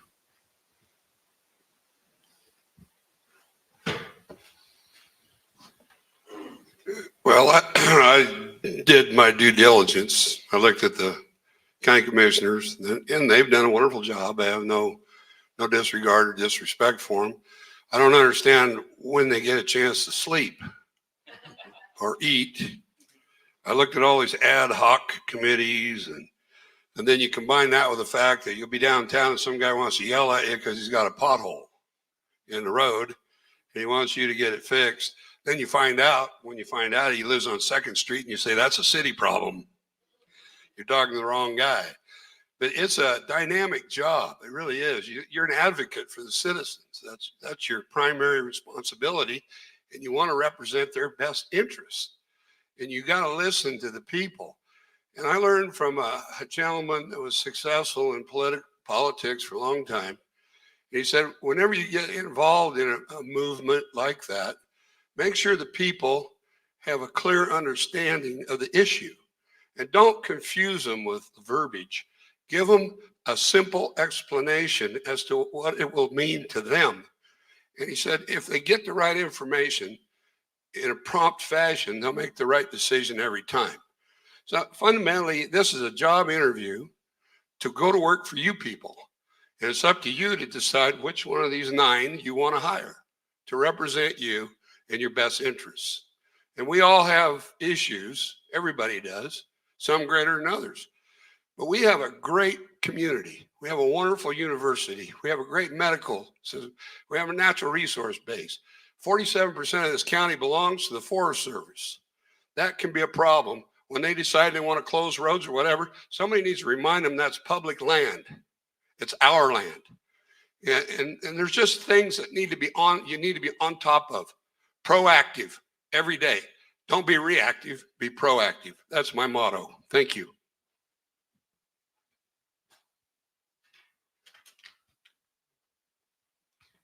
Well, I have studied the county commissioners for 30 years. Up close and personal for most of those. It is a difficult job.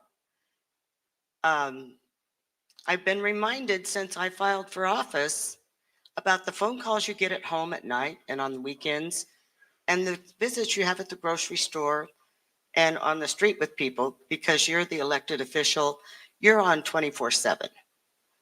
And I think our current commissioners have done a great job at that. And I do have experience with that because I've been on call for 24/7. And I'm coming back because I was asked to come back. I know the system. I've worked with all of the system, every department in the county for years. I understand how the county works. I understand how the county budget works.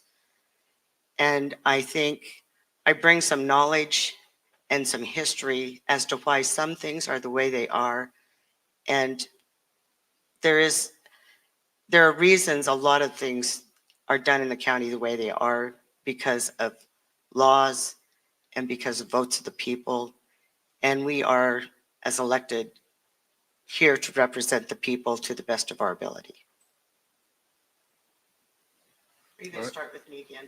No, actually, I'm Okay. going to start with John. Okay, I get the first question. yes, you're number one. This better be a easy We're one. rotating this. Better make it easy. In what ways have you contributed to Union County in the past 5 years? 5 or 40. Well, you can go stretch it to. Well, the 40 only if you thing I like. ever did that was quasi-political was I was the leader of the opposition to the location of the prison in '86, I believe. We were successful in making sure that abscess was not put on our community. As far as I've used my personal skills as an auctioneer, serving at the Eastern Oregon Livestock Show, initially at the Union County Fair for many years. Bob Cornford and Squeaky Marshall and I initiated that sale, and I've since moved on away from that. I think that's generally been the only contribution I've had the opportunity to make because my job demands required I be gone. One of the biggest things is the last 23 years, I had to be in Vail, Oregon every Wednesday. There's nothing I'd rather do than hang out with the 3 commissioners on Wednesday, but I had to be there to make a living. And I, like I said initially, I thought about this because of my prior involvement in working with the people and really understanding how they feel about things. I always thought, it'd be good to be involved deeper and be more of an advocate for the people. But I just was never in a position in my life where I could risk it. And what I'm saying is in my 40s, I had to work. If I became a commissioner and then somebody come along and got me voted out, I'd have to start all over again. So it was a struggle. Now I'm somewhat retired, doing some consulting work and marketing cattle, and I'm ready to romp. I'm ready. And if you folks want to vote for me, I appreciate it. And you can call me anytime you want. Well, maybe after 8 or 9, as you get it. Try to do it at 7 in the morning. Okay. Anyway, that's pretty much it. And the county commissioners, I talked to Steve McClure quite a bit. He picked me up to speed on how he viewed the job. It's pretty much, it can be whatever you want to make it. Will you hand the mic to Rob? There you go. Thank you. You want me to repeat that? Or? Yes. Sure. In what ways have you contributed to Union County in the past 5 years? Well, I was your county clerk for many years. I feel I contributed by ensuring that Union County had fair elections. We ensured that everyone that was entitled to vote, that was a U.S. citizen, got their ballot, and we counted all ballots in a timely manner. Served on the Board of Property Tax Appeals. That was one of our duties. Union County we issued passports, recorded deeds and mortgages, death certificates, and got to share the happiest day of most people's life when they purchased their marriage license. So, and I miss the people. People are great to work with. Union County has wonderful citizens, and I want to work with people of Union County again.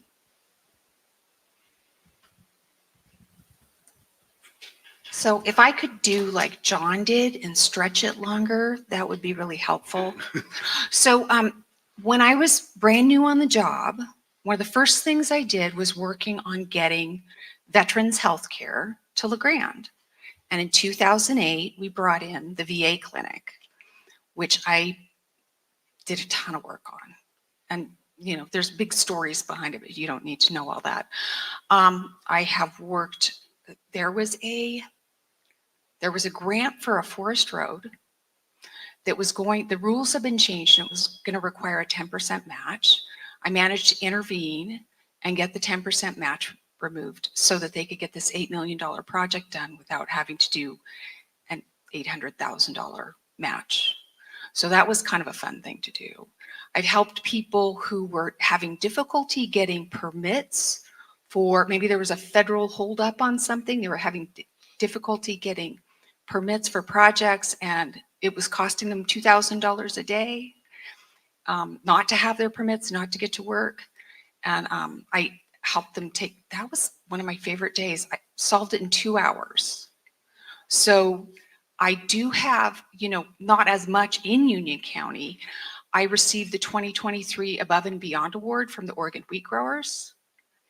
And I am endorsed by Mark Ward, who is the longtime chair of the Oregon Potato Commission. So I do stuff every day to help people in Union County, but most of it is very quiet. Sometimes it's somebody who's adopting a child and they're not sure, they're having trouble with their visa, and I can help them get connected to somebody who can help solve their problems. And they'll text me on a Sunday, and sometimes we'll have things kind of going by Monday. So it's not one of those jobs that's 8 to 5. It's like you just do what you do when you need to because people need you. So I was a little nervous about having this with two auctioneers that you guys like might break into a rhythm.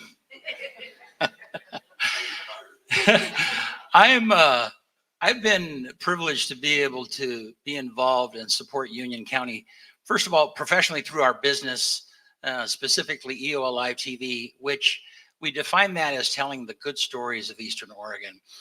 And that has been just a special privilege for us. In the farming community, we've taken video and told the story of sunflower harvesting. In 2019, with Donna's help, that was when there was a bad flood in the Grand Ronde Valley, and we were able to document that. Rob Beck flew me over, and then we put together kind of a documentary video on that. And that's something that Donna has been able to use to help the canal, or help the conversation of controlling the water in and out of the Grand Ronde Valley. Personally, when we moved our business to downtown LeGrand in 2014, I became a part of LeGrand Main Street downtown, eventually was the president. During that time, we brought in $500,000 into the downtown LeGrand in the way of historic restoration grants. And then was a part of the Chamber of Commerce during that time, the Chamber of Commerce Board, and now I'm the president of LeGrand Rotary. But I've invested my life in Union County. I grew up in Wyoming, and when I got here 27 years ago, it's like, this is like home. Culturally, outdoor-wise, it's greener. So, thank you. The last 5 years, I've been busy with Union County Search and Rescue. I'm not certified anymore. I'm still a member. I don't think they've kicked me out yet. Hopefully I'll find more time so I can volunteer with them again.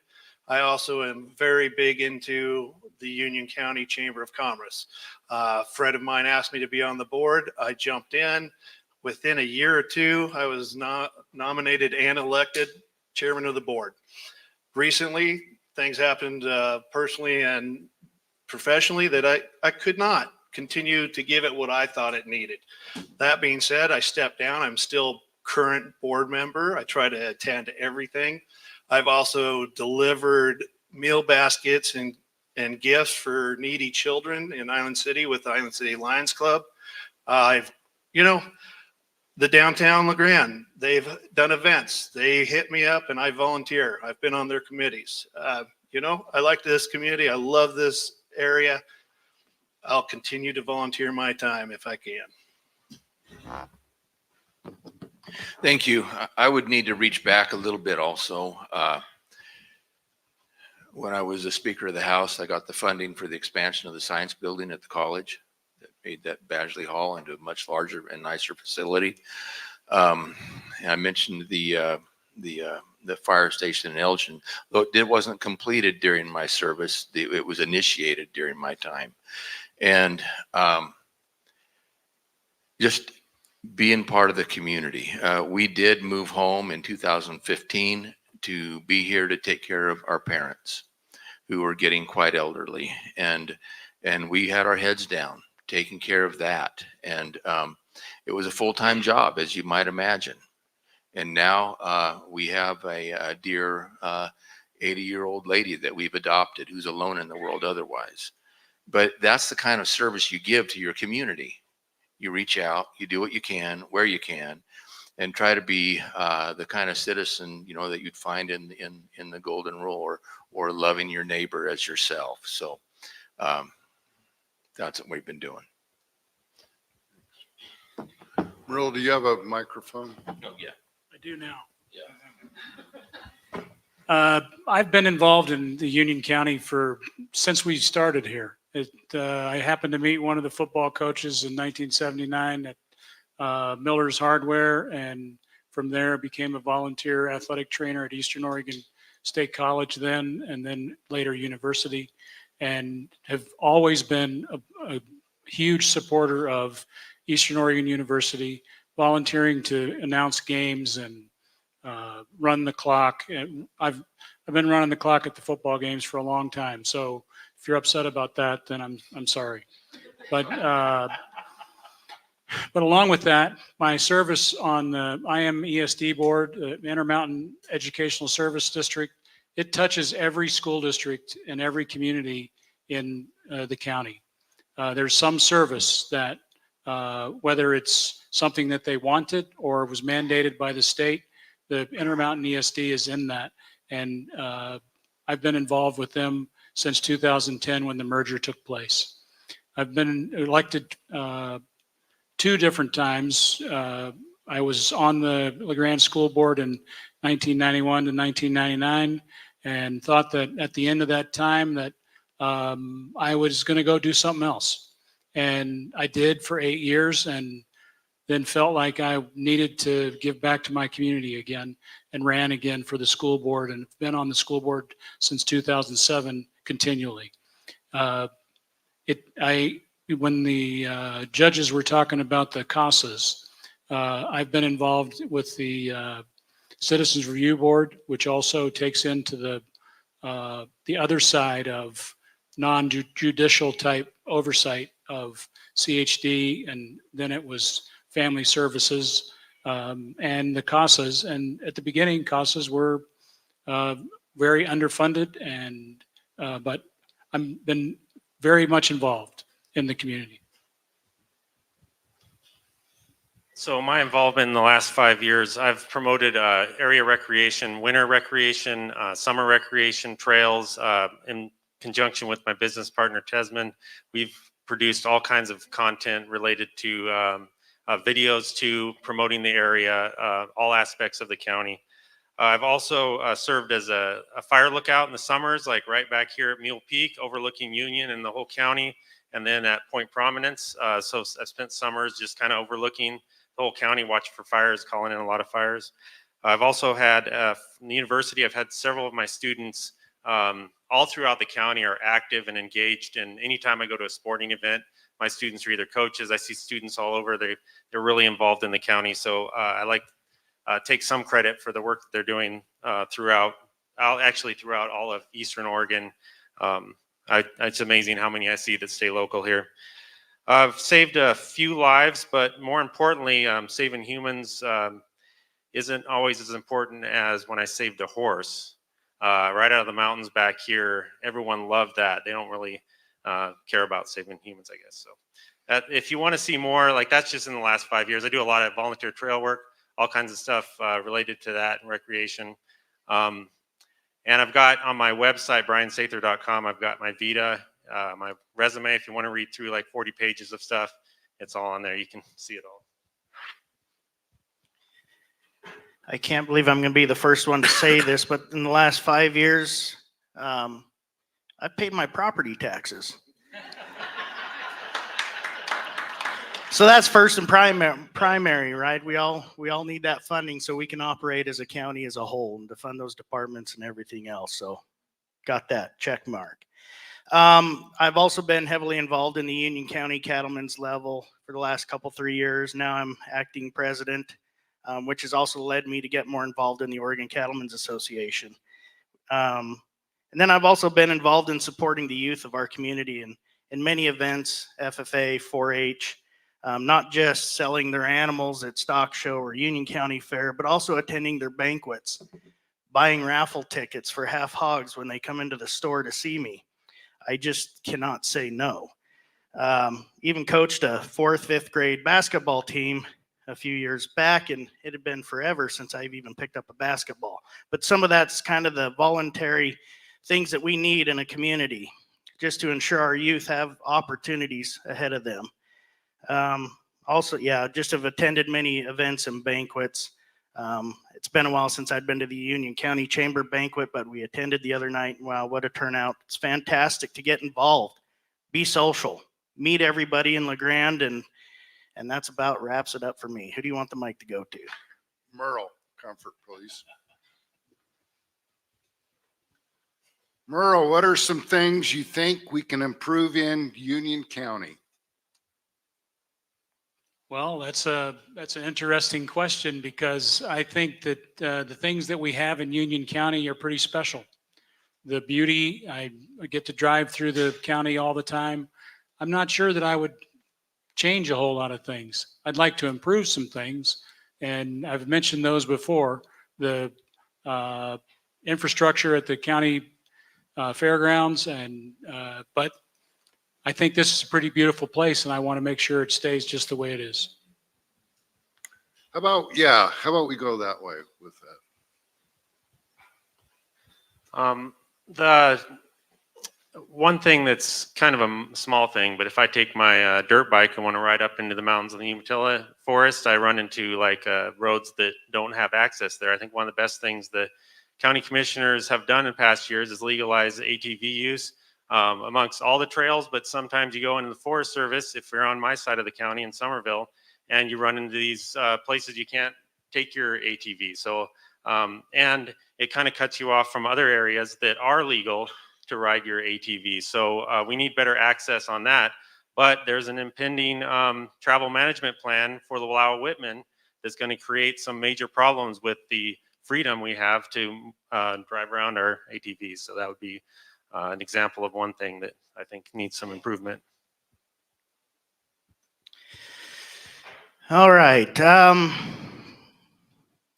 I see a need for transportation growth. And when I say that, I mean, I see opportunity. I think someone mentioned it earlier about the airport. I live out by the airport. I enjoy it. I enjoy watching the big fire planes every summer. I don't wish to see them in our area every summer because that means a wildfire is burning and that goes natural resources. But I feel like Union County is a hub for Northeastern Oregon. We've got I-84 right here. We've got Baker County. We've got Wallowa County. A lot of people come here to shop, grocery shop, maybe hit up Walmart, visit a doctor, whatever. But as much as we can utilize that airport with a sense of our medical facilities, meaning meetings in Portland for the college, Forest Service agencies, all them agencies, right? They all happen in Salem. And I feel there's an opportunity there to try and look at, bring in some airport transportation options back to Union County. Also, we used this when we lived in Montana for a short bit, but there was some mention about bringing Amtrak back as well. I mean, what a great opportunity, again, as a hub of Northeastern Oregon to try and encourage people to come back into the county. Services and growth and services. In order to support more people moving into this county, of course, we need to support the growth of services, i.e. road maintenance and departments. Look at the budgeting on the county side for that, but I also know a portion of that comes from the logging industry as well. So there you go. Thank you. Mark, do you need a microphone? I've got one here. Thank you very much. So much good stuff has been thrown out already. I love it here. I love the way it is. I don't want to see this place grow to be Bend or even Madras, or somebody mentioned, I think some Nampa or somewhere down by Ontario. I don't want to see that, but I do want growth. So our children don't have to move away to make a living. They can stay here and be near to us if they wish. And that will take time, it will take energy, and willingness to push through decisions that have not been allowed or happened. We need some more developable ground, but we also need just to come alongside and see the community support what they want for the future. And I'd be happy to help you make it happen. Could you repeat the question? You bet. What are some things you think we can do to improve in Union County? I would love to see more involvement with parents in the schools. I know that's not really a county issue. That's the school district. Merle's seen it. I was so amazed to hear how good Greenwood's PTOS, it's a parent, teacher, and student organization. Very proud of them. They have been lacking in the past, and I hear they are killing it. My kids went to a different school, and we always supported that. But right now, those kids need our support, the parents. So maybe more involvement from the citizens in not just schooling, but mental health, policing, doing everything they can do. I know I'll try to do my part.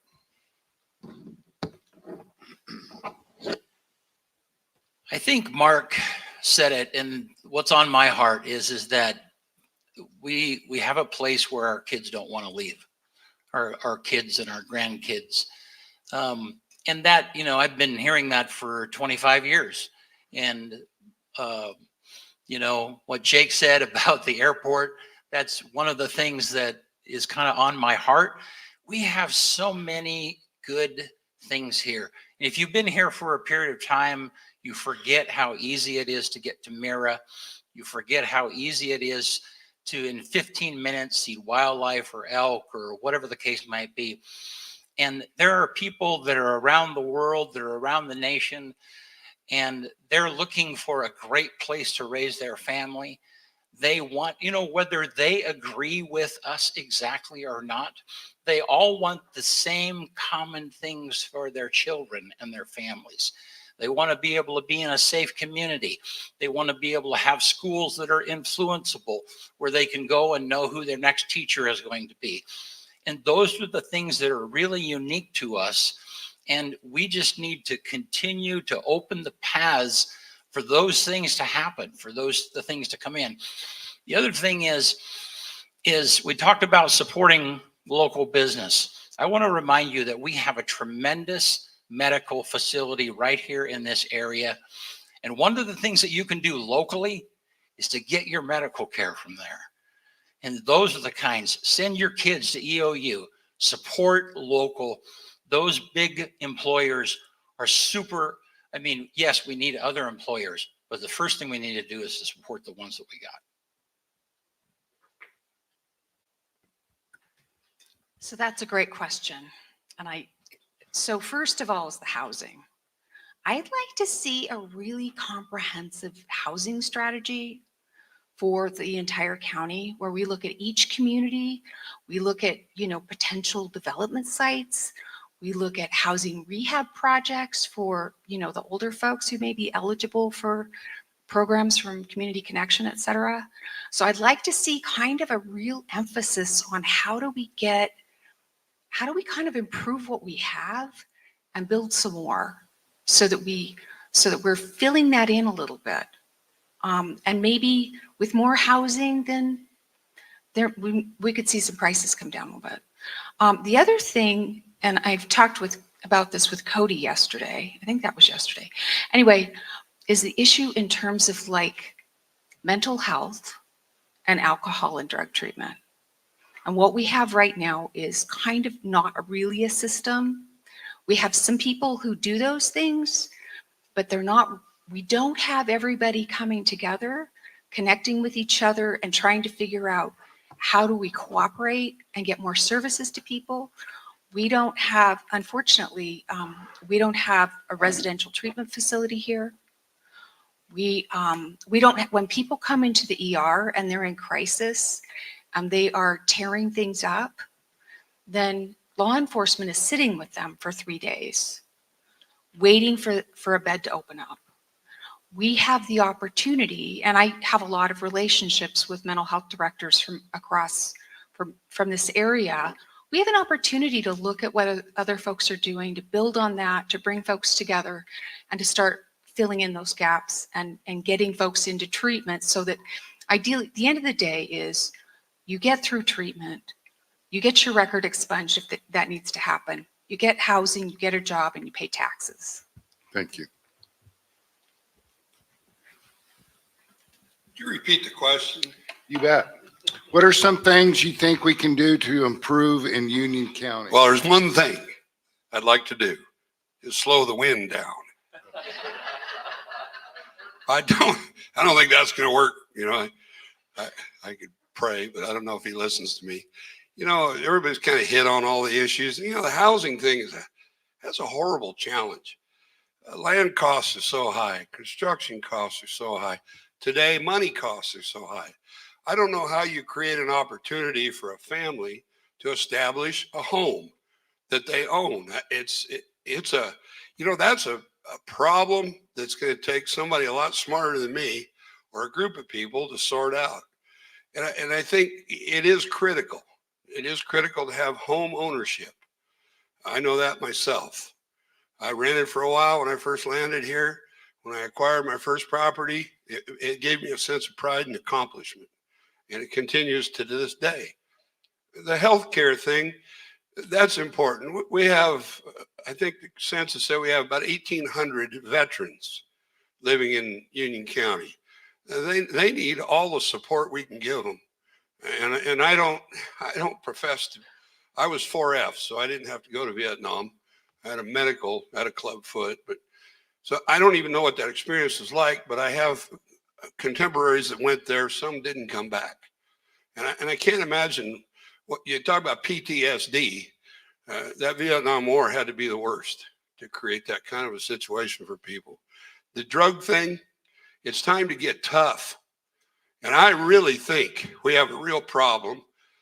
It's the most successful multi-level marketing program in the world. You get people hooked, they have to sell to keep their habit, but there's people that bring that stuff in big loads. And as far as I'm concerned, the commercial provider of those drugs needs to be facing the death penalty. And that's me straight up. There's no excuse for that in society. Thank you. Well, like a lot of you, I was born and raised here. I love Union County. Went off to school. I came back because I wanted to come home. And you guys covered everything. I mean, we all have the same wants and needs for our county. We want places for our children to live and stay here. We want good jobs for our children to live and stay here. And I think that's going to take some give and take on both sides because progress requires change. We can't stay stagnant and have progress. So we have to be willing to choose, do you want it to stay the same as it is and not have any progress?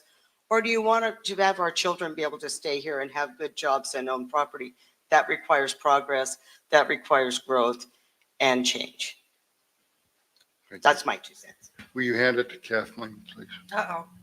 Kathleen, last question. You get to start it. Are there any areas within the county budget that you feel could be changed? If so, what areas and why? I haven't really studied the county budget fully, but I'm very, very interested in thinking about if this Boardman to Hemingway project comes through, it'll bring $1 million a year in property taxes. And so I'm very interested in thinking about how that funding can be invested. And I'm really interested also, I'd read something and I need to check it out with the assessor, but I'd read something about that we were going to start getting more money from the Elkhorn Valley, Elkhorn Wind Farm, like another like $500,000 a year. And I would like to really think about, and Donna's shaking her head, so I want to, right. So I want to look into that because normally in the county, other counties I work in, when there's a SIP agreement and the SIP expires, then you actually have more in property taxes. So I need to look into that. But if there is a large amount of funding that comes in from that, I'd really like to see maybe looking at the idea of allowing some of these small communities, like if it was, you know, the wind farm, allowing some of these small communities to have a little bonus so that they can maybe buy more services from the sheriff's office, or they can be working on their infrastructure, or, you know, just them having some control over that funding. And so, like I said, I have not read the entire thing. I've gone through the departments, I've looked at them, but I haven't really studied it as much as I should. Okay, thanks. Yeah, let's maybe John and then Robin. You want me to be it? Sure, why not? Well, repeat that question. Sure. I was thinking about what Kathy was saying, and Yeah. Are there any areas within the county budget that you feel could be changed? If so, what areas and why? if anybody's looked at that thing, I would defy you, unless you've had several years to study it, to really be up to speed and make any kind of comments. It's a big deal. And I suppose that if we just make sure we continue to operate the county and provide the services that the people deserve, and hopefully be able to find the money. I don't know about your B2H deal. All of those utilities are what they fall under payment in lieu of taxes, I believe, and it's a significant discount than what the standard tax rate would be. For example, the Lad Marsh is payment in lieu. And so, you know, when you're looking for other revenue, you know, that's a hill to climb. And so I think you just need to be more succinct about what you're doing with every dollar. And I think Shelley Burgess, I talked to that lady just for a few minutes, and she has such a keen grasp.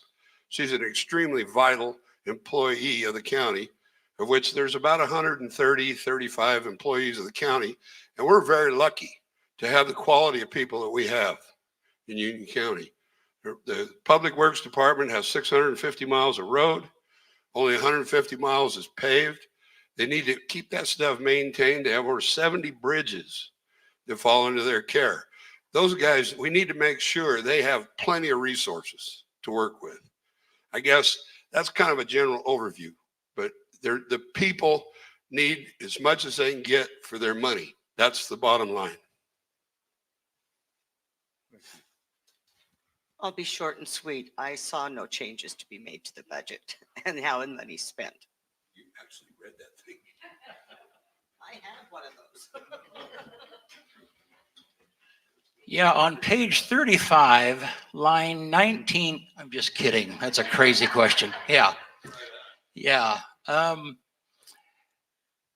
It's, you know, that is a daunting task. And when you look at the cost of roads to maintain, people complain about the potholes, or they complain about the road in front of their house, or whatever the case might be. And every department has something more that they want to do. There are elected departments, there are elected heads, the sheriff's department, they have a budget. And then there are appointed, the roads people, the airport, those are people that are hired professionals for that particular area. Every one of those has a dream. They have something that they need and something that they want. The one thing I did learn from Shelley is that every year our taxes are scheduled to go up 3.5%. I think that's what it is, just to kind of keep up with everything. Okay. So then all of the cost of everything is also going up 3.5%. So I have no idea there's not a specific thing. I do know that the people that are in the critical positions, public safety, they have to have what it is they really need. And those vital things are really important that we figure out how to maintain those things. And they take priority over things like roads. It's just all there is to it. With Cody hopefully getting the drug task force back up to full force, I would say funding that, making sure he's well staffed and has all the equipment he needs to fight that fight. Thank you.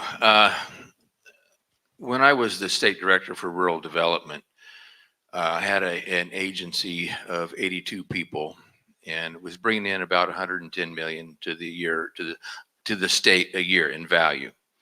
And we restructured it, and I reduced the number of employees from 82 to 68 and increased the return to the state of Oregon from 110 to $330 million a year. And there are things that can be done. I would ask a lot of questions, and maybe all the answers would be this can't be changed. But I know that we need to be looking at a new justice center that can be ran much more efficiently than the current facility is. We have other needs. And so ask a lot of questions, keep an open mind, and search out opportunities. Could the dog pound be privatized? Would one of the veterinarians take that on? And it'd be more efficient for the county. I don't know the answer to that. Standing here right here today, I don't at all. But I would ask a lot of questions, and maybe in the end, nothing could be changed. So there you have it. I have not actually looked at the budget, but I can tell you with my budget experience in other areas that typically you take recommendations from the parties that are in charge of the roads and all of those other areas and use their advice and then juggle things around in order to get a budget that's workable for everybody. We still have to balance the budget. So no matter how much money you take in, you can only spend that much. Well, I've had several accounting classes in my graduate studies, and I have looked through that, not in great detail. If I were elected, I've got plenty of months to look at that.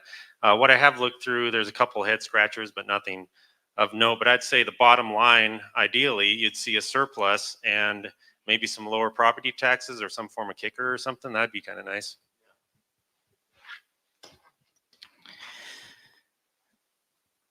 When you start a little for-profit hobby cow farm, you really have to know how to budget. I will kind of echo these guys that I have not took a peek at that thing, but a budget is a budget. And I think going back to starting up the little cow operation, you have your fixed costs and you have variable costs. You got to make sure your fixed costs are covered. But at the end of the day, when you bring in so much money in revenue, you don't really have to spend it all. Make sure your bases are covered. Make sure everything's properly funded. And if there is a surplus, by golly, put that away in a rainy day fund, because you never know when that tractor is going to need a new tire. Baling twine and duct tape can only fix so much for so long. At some point, we may need to upgrade the wastewater plant, which I doubt we do, but that's just an example of things that you kind of need to prepare for, instead of going to you, the public, saying, yeah, we're going to need to raise $76 million for a new sheriff's department facility. And I'm not saying we don't need it, but I'm saying it would be nice to have at least the down payment for it. And that's kind of how I view budgeting. Let's not be, we do it in our households every day. At the end of the month, we want to make sure we have a little set aside for next month for whatever arises. So there you go. All right, thank you. That was the last question, and so you'll each get 2 minutes to sum up your views and points of views. And let's start with Mark Simmons, please. Thank you. As I mentioned, we have been kind of home with our heads down, taking care of old parents for quite some time. You elected me to the legislature the first time about 1997, I think it was.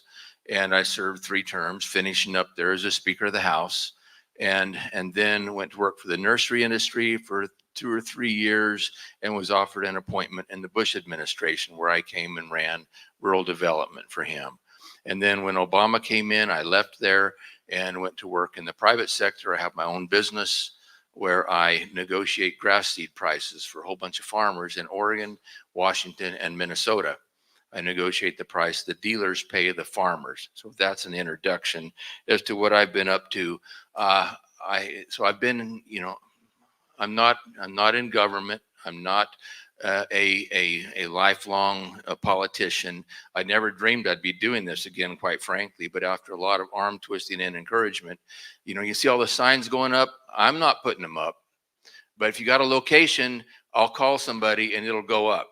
So and great. I've been humbled by the support, quite frankly, and honored, and I'm still debating in my mind, am I doing the right thing?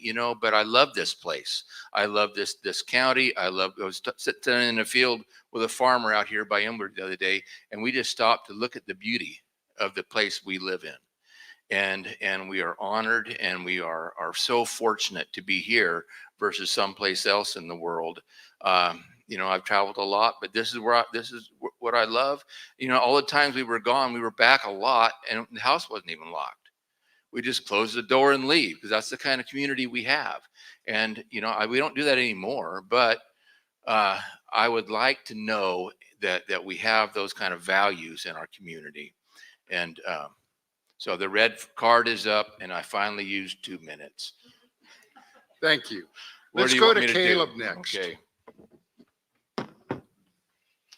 First off, it'd be my honor to serve the people of this county. If you don't know me, come say hi. I'll sit there and BS, probably talk your ear off. I'm not polished. I've been in retail the last 22 plus years. I now am fortunate to work for one of the big manufacturing companies in town that makes durable goods. I've been here coaching your kids, doing fundraisers, did 3 Philly trips. I went as chaperone. It was awesome to get to teach these kids about other places. And when we get back, they really see how much they love this community. I will not have someone go put a sign up when I get my signs, because I am running a self-funded, no donations wanted campaign. I will come out and put a sign up in your yard. Thank you. And then Brent. So I'm running because this is an extension of my local leadership over the last 15 years. It's a natural place for me to go. I love that this is a nonpartisan race, and the experiences that I've had have allowed me to meet and connect with a variety of people, and it has helped me deepen my love for Union County. There are some changes that need to be made. But one of my philosophies of leadership is that the people that are making the changes, the decisions should be as close to the people that are doing the work as possible. I get frustrated when I've been in a lower position and people above me who have no idea what I do on a day-to-day basis make decisions that change my life. So that's one of the things I want to do. I'm a team builder. I want to get people together. I'm excited to work with Commissioner Scarfo and Commissioner Anders. I believe in them. I believe in who it is that they are. I know them personally. I want you to know that I love who we are. I love who Union County is. But we need to change. We need to keep pushing forward so that we can be that place that our grandchildren want to stay. Your children want to stay. I would tell you that I will vigorously support and defend the Eastern Oregon, the Union County way of life. If you want to know about me, all of my social media is Brent for Union County, or the website is brentforunioncounty.com. I'd love to hear your questions. I'd love to hear your input. Please reach out to me and let me know the things that you want me to work on. Thank you. Hi, these are really tough folks to follow, I have to say. Everybody's really wonderful. First of all, I just want to say I have spent most of my life in public service, most of it in government, learning how to make folks work together so that when we have big issues, we get to resolution. And so for the last 18 years, I have worked in an official job, completely nonpartisan, because I've worked all across Eastern Oregon, and there are not a lot of, I don't work with people who are, generally speaking, who are from the party my boss is from. I'll just put it that way. So when Umatilla County, when Union County had the huge floods in 2019, and Mackay Creek had the big floods in 2019, I was spending, actually Union County wasn't quite as difficult as what we had in Umatilla County. Umatilla County, as soon as everything started breaking apart, I started getting phone calls, and people were like, we need helicopters. We need crews for the helicopters. We have repair workers stuck behind a train. Can you help get the train moved? Which levies are accredited and which belong to which office of the Corps of Engineers? And so those are kind of like, it's kind of bread and butter stuff, but a lot of it is about bringing people together, knowing who to call, knowing how to make friends so that people want to take your call, and getting good things done. And so I think the same thing that I've been doing across Eastern Oregon, I can really devote my time to Union County, and then maybe spend more time with my granddaughters because they kind of want me to.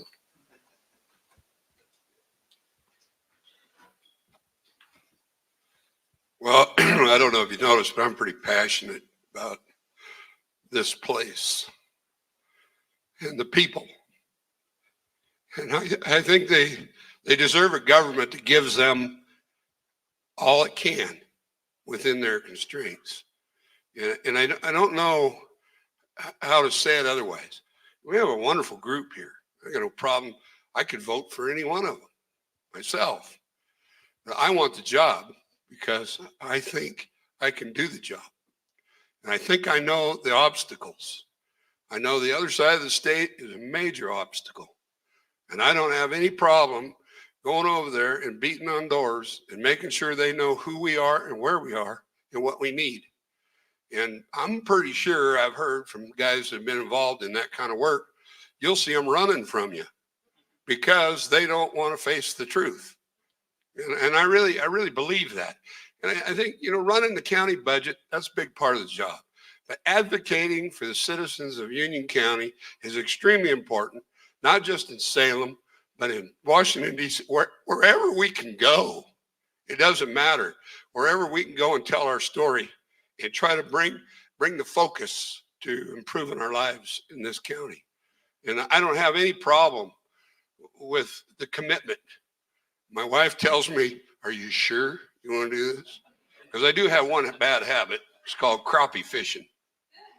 And this might cut into it, but heck, it's worth it as far as I'm concerned. The fish will be happy. You hear that? So anyway, appreciate your vote. I don't have a website yet. I think I'll have a Facebook page. My wife finally took a picture of me that I'm not ashamed of. So we'll get a Facebook deal rolling here in a minute. But it's John Coote is my name, and appreciate your vote. All I have to do is say this is an amazing group of people, and I'm proud to be sitting up here with all of you. And I want to thank you guys. It's getting late. You guys have really hung in there with us and heard a lot of repetitive speeches. So thank you for that. And I just want to say I bring a lot of government experience. I understand the commitment it takes to work between city, county, and state. I have contacts with cities, with other counties, with agencies federally and state. I've worked with Homeland Security, the FBI, CISA, Secretary of State's office. I have worked with these government agencies. I have the contacts, I know the people, and I know what you have to do to get some action sometimes. And I would appreciate your vote for County Commissioner position number 3. And again, thanks for sticking with us. Thank you. Let's get a microphone over to Jake, please, and then work to your left. Well, thank you for your time, your questions, and to the event organizers for giving us this podium to tell our story, to inform the voters to make a educated, hopefully educated, decision on who to vote for this position. I feel it's a privilege and honor to serve Union County in this stature, the capacity of a commissioner, to make our voice heard regionally and at the state level. Being raised here, knowing how important our fragile local economy is, I'd put common sense back into the decision-making process to benefit local businesses in the community. If you want fresh ideas, you got to vote for fresh ideas. And I'm asking for your support and vote tonight. I'll be around further for questions or individual comments, concerns, criticism. But I am Jake Sievert, and I want to go to work for you. Well, I'm Brian Sather, and my slogan is Keep Union County Normal. I've got a website. If you want to know, 2 minutes isn't enough. You'll need to go to my website, briansather.com. And I've got links to social media there. I'll be posting a lot of stuff on there. I've got Facebook, Instagram, TikTok right now. The links are directly on the briansather.com. And make sure you spell Brian, B-R-I-A-M, not B-R-A-I-N. That's a common problem. I think that's, I'm hoping that's a Freudian slip, but anyway, make sure you spell that right. And I'll be monitoring that and have a lot of content coming up on that. I've already banned one troll that was looking at my stuff. So yeah, just be nice on there. I've already told you a lot about myself. What I really want to tell you now is I'm a strong advocate for Union County. I will always be a strong advocate for Union County. I have a lot of governmental experience. I'm ready to go to work. I want to be your next Union County Commissioner. My name is Merle Comfort. Please join me in thanking this fine group of commissioners.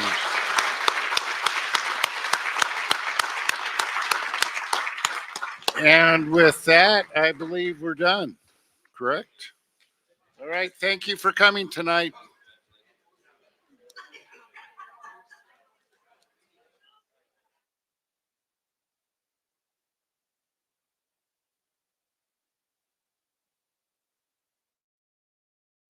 Thank you.